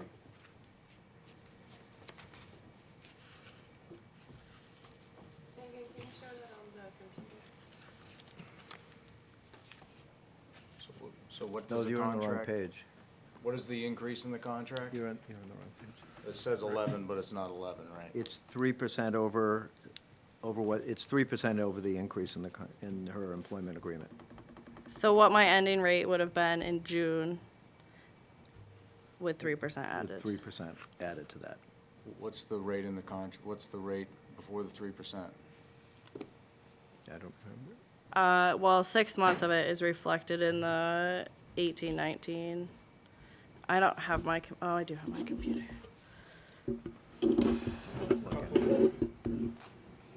It's all very sensitive. Still on. Because you're not at 66.7 now. No, I'm not. Right, that's what I'm saying. I'm just trying to determine what the rate of increase is. So in December, I should have received a raise of about $10,000 because my employment agreement said I would receive average of whatever towns listed, whatever those finance directors were receiving. I would be bumped up to that when I graduated. So my original graduation date was supposed to be December. So we budgeted that $10,000 raise starting January 1st. I didn't take it January 1st because I'm not done school yet. So it was only showing in the budget from January 1st to June 30th. Of fiscal years. So you're, where are you now? Not at 58.7. No, I'm at, hold on. That's kind of where I'm going. 58.7 plus 3, probably, plus 3%. So we are, Right. Yeah. so we can do all that. All right, so this So it's reflects, 65. this reflects exactly what the employment agreement specified. Yes. So it's like 23% is what I got, bro. 22.79 or something. That was the original, I think, conversation, and it was broken up, I think.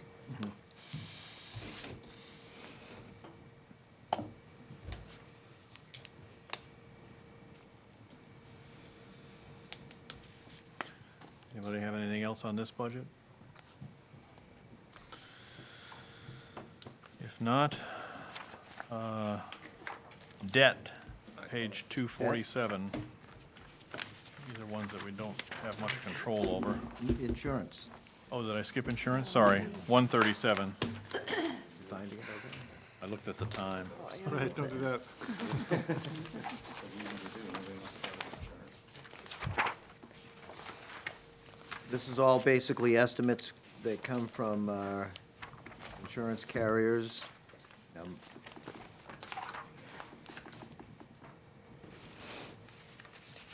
Have we seen any actual numbers yet? No, I won't have the actual numbers until after July 1st. Do you get it through MMA? Yeah. I got my numbers. We don't, You might have gotten them for the Because we're on the calendar 2019 year. calendar year. Yeah, yeah.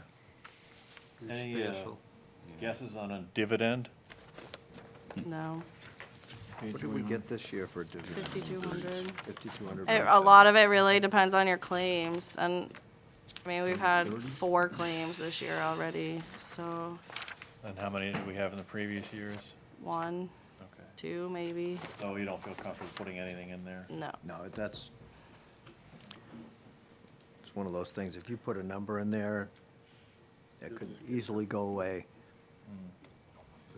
You know, I understand, and my husband Bob, the insurance expert, has looked into this more than I have, but I understand that there's certain coverages that you can opt for or whatever under the MMA pool that we have. And who reviews that to make sure that we have all the coverages that we need? I do. You do? They send a whole packet. I have to verify that that all of our equipment's listed, that we still have that equipment. I verify the value of the equipment. I do the, bond, the employees that are bonded. But having an insurance expert take a look wouldn't hurt to make sure that we're Yeah, properly he's covered. volunteered to do that. I know we've talked a little bit about Right. that, select board meetings, and he's volunteered to do that, obviously, for free, so Right. maybe. Having somebody take a look and make sure Yeah. have the appropriate level of I coverage. mean, he testifies as an expert on Yeah. pools and other Right. states and so forth, so. But yeah, that wouldn't hurt. it just makes me a little nervous not to have, you know. It is weird, because I just did it in South Review. Thomaston. Yeah. They basically look for inputs from the municipality, and then they give you numbers back. Whatever it is that they do over on their end, I don't know, maybe Megan sees it, but when I just did it with MMA, it was, are these your inputs? Do you have these many people? Do you have this stuff? Yeah. And then as long as you and the municipality haven't lied about any of your stuff and you're accurate with them, they just spit you back numbers that you plug in here. There's certain coverages that you can take that are optional and not optional, or, right, as I understand it? Yes. they're I would say as long as you have them Yeah, Megan provided said from that. some other place, you don't have to take it from MMA, but you would open the town up for certain liabilities. Like, we have crime insurance, but that's I know, for I'm talking about making if, sure we have enough coverage, Yeah. not opening up the town to more liability. That wouldn't hurt to have our local expert help with that. That certainly wouldn't hurt us at all, I don't think. But you're just guessing a 10% increase on Right. these. That's what they gave me, and they basically based that on what our claims had been so far this year. Okay, well, there's not much we can do on this one. if it's not, if the claims are really it, because our insurances went down, some of them. Not all of them, but some of them actually went down. We might see that with the public officials liability, because we haven't had any claims there. But we have had property claims and we had vehicle claims, so. Yeah, we've had, Change that. how many, couple car accidents, is it? Yeah. 2 vehicle accidents. And sorry, sorry for this little bit of a diversion, but it's a Doug Cole legacy thing. How does the, do we get the same, is it through MMA, Owen? Hey. MMA that we have the insurance Yes. for the Midco solid waste? Yes.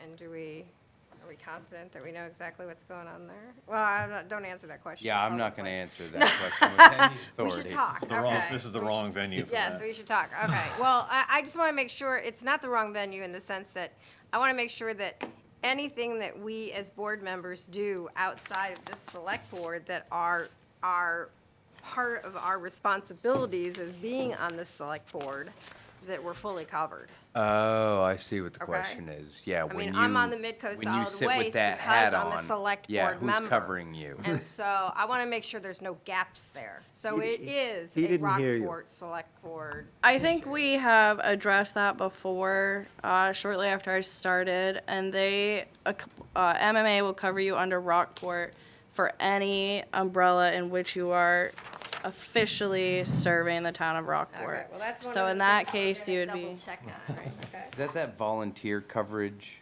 no, that's different. Right, The that's. voluntold coverage. Debt. You want to move on? Ready to move on to debt? Yeah, let's move on to debt. 247. And this, the big change here, this includes the estimated library principal and interest payment. But by the time we get to approving the final budget, Megan says we'll have a better number from bond. We'll have our exact numbers. We'll have an exact number, so for the debt for the library bond. We do have an issue on the bottom of page 249. The fields are blanked out Yeah. for the school debt. They're Oh, not yeah. blanked out, it's just it was They were too wide big a enough. number. Right. Too big a number, right? Field isn't big enough. I mean, you can figure out what Width it of is the- because we know what the The total width of is. that column needed to be bumped a couple. I'll fix it.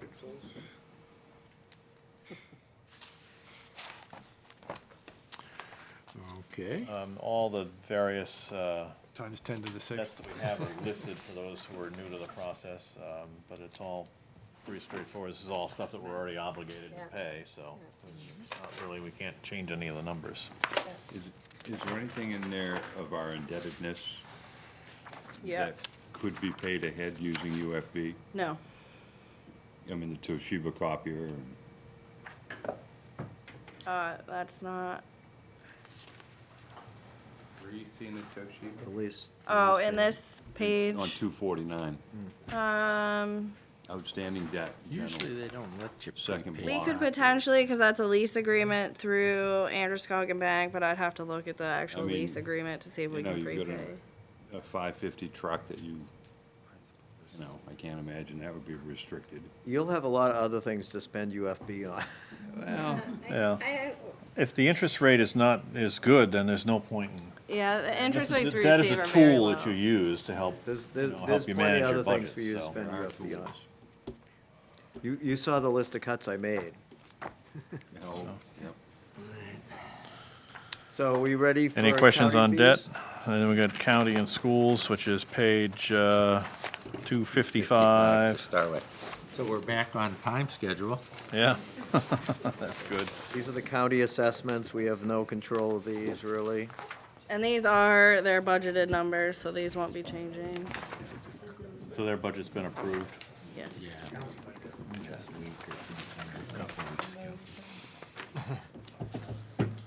And then schools are on 267. Yeah, 67, you're backing up.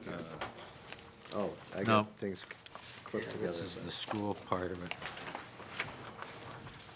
And this is, I mean, this is the graph that Rick had up there in the beginning. This, again, other people are making these decisions. And these are preliminary numbers. These aren't their budget will be passed after the select board has to approve their budget, so that's what we have to go with. Were we really gonna risk being summoned to court for not signing that? I thought we were gonna take a stand, a little humor on our part. I don't think it makes any difference whether we sign it or not, Right, I quite think that's what honestly. we determined last Well, I time. think we have to, but, you know. Well, that's what they say. Yeah. But it'd be kind of interesting to See what not. happens if we and See don't. what happens. Oh, 10.9 is rolling out of town. I'm not saying out of town, I apologize. 10.9 is coming out of our youth, our total revenue stream to fund schools. Yeah. Correct. Yep. And then we have special assessments on the next page. And the only thing that gets budgeted here are tax bills, payments in lieu of taxes, and state revenue sharing, because the rest of those revenues are taken care of when we do the actual tax commitment. And they're not known until that time. So is that the Betty and the homestead exemption? Betty, homestead, veterans, tree growth. So one of the things that's going on at the MMA is, you know, they're pushing for full funding of revenue sharing. It's not gonna, probably not gonna happen in one lump sum. It's gonna happen over a period of years. But also is if the state opts to give any more exemptions in homestead exemptions, veterans exemptions, and any other exemptions like that, which they're in favor of, but they're saying if the state's gonna grant the exemption, the state has to fund the exemption instead of just passing that cost on to us, which is what happens. And so they've taken MMA has taken a pretty firm stand of, you know, we'll support it if it's funded, if we won't support it if it's not funded. So, I gotta ask the question, especially where we're dealing with a difficult budget year. And you look back at the history on the Betty reimbursement, for example, and I don't know whether, and we got 115,000 this year, and it's gonna be, Yeah, but. between these two things, there's a couple $100,000. Yeah, but what happens is when he does the tax commitment, he considers it as revenue, so it takes it off what we're actually committing. But we can't budget for it ahead of time. Can't use it to help with our LD1 situation. No, you can't. It's too bad. And then the unassigned fund balance is something that we'll have to look Yeah, at you when we have get to the to. very end of the process, and we'll have to see, you know, how much do we want to dip in and do. In the revenue 0053, didn't we get $1 from Herrick? Oh, we might have missed that. That makes all the joke, difference. folks. That That's a makes all the joke. difference. We're all set now. We got that $1. Our budget Hey, problems are solved. We're trying to be accurate, you know?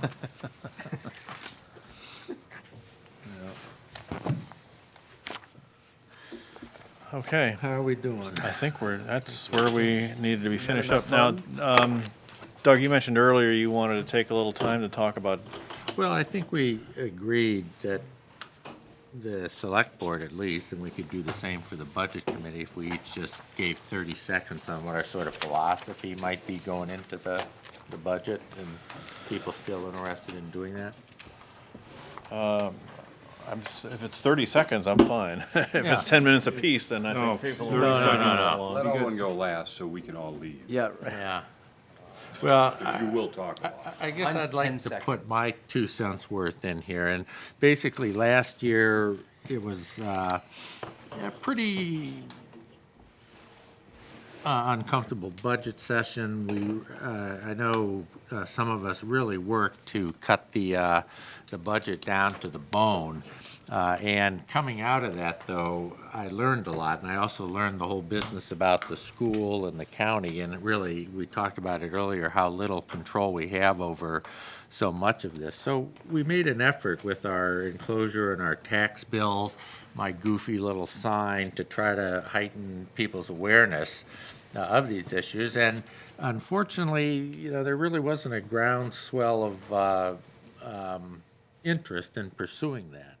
So my thinking has evolved now on the budgeting that, look, we have a lot of deferred maintenance that we're going to have to start to do. And so, rather than looking to cut this budget to the bone, I'm going to be much more willing to exceed the LD1 just because it's penny wise and pound foolish not to do some of the things we need to do to protect our infrastructure. That's 45 seconds. Well, I'll say, I mean, I support the idea of having the manager provide us with an LD1 budget. I think it's very helpful for us and puts the decisions in our lap, which is where they ought to be. But I'm not married to LD1. I'm going to support things that I think are in the best interest of the town, and some of that is indeed, making sure that we don't let roads go, and, it's like the old commercial years ago for the muffler company, you can pay me now or you can pay me later. And we want to avoid that. So, like I say, I'm going to look really hard because it does impact our taxpayers and things of that nature, but the LD1 is not a hard boundary for me. I don't know, this is my first year, but I'm not so quick, I'm not suggesting you guys are quick, but I'm not so quick to depart from LD1. And I'm not saying that it's absolutely hard and fast, but people are crying about their taxes, and I don't mean that in a pejorative way. I mean, understandably they are, my God, they've got reason to, but of course it's not because of what this board has done. So I'm still more on I think a harder line. Although I recognize that you have to maintain infrastructure, so I know that's a tough balance. The approval of the school project took a big chunk out of this whole activity, and any bandwidth in mill rates. LD1's a good target. I think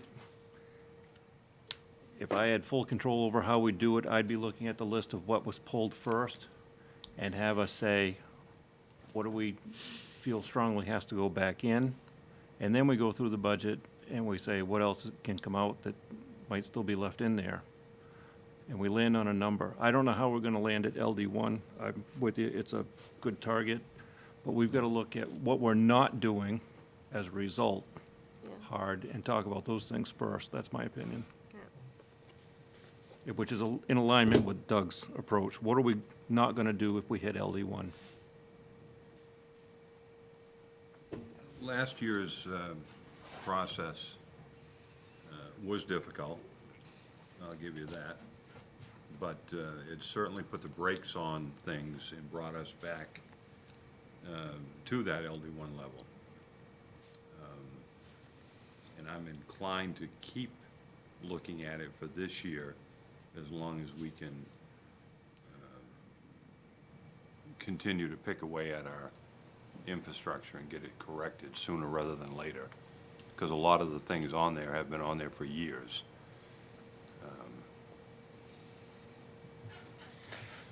Next. Anybody else in the budget committee want to weigh in? Feel free. Being my first year, my first meeting, I yield my 30 seconds to Owen.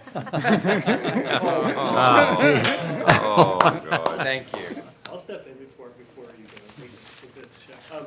I think that we have to recognize that the library and the school projects were approved by the voters, but not by all voters. And some voters maybe voted against it, not because of a philosophical issue, but more of a financial issue. And so I think that we need to be mindful that as mill rates go up, it does have a real impact on all of us, but on some disproportionately more. And that said, I've had the good fortune of having to deal with a lot of deferred maintenance throughout my career, and I can tell you that's not something that a road you want to go down. And so if we can, I guess in this world, I didn't, but I guess I did. I'd really caution us against any of the cuts that actually cause us to defer maintenance on our infrastructure. It can be very costly later. I think everybody knows where I stand. We need to make sure our employees are properly compensated for what they have done, any new educational issues that they have, an experience that they have, and the infrastructure. There is certainly stuff that has been dropped or put off year after year after year after year, and it only gets more expensive the longer you put it off. So there's a lot of stuff in here that needs to go back in. I'll pass. Uncharacteristically so. Take care of your people, maintain your assets, and look for opportunities to leverage your resources. Less than 10 seconds, Mark, you're buying me dinner. That was about three. You did Well all done, right. well done. Because I had three things. Yeah, I could talk for a half an hour on each one. Well, thank you all for, good discussion. We'll See, I be in wrote for a notes. marathon next week. I like it. It's my fourth budget with you all. I should know something at this point, right? I like it. I don't have a zero at the end of my budget number like you, Ricky.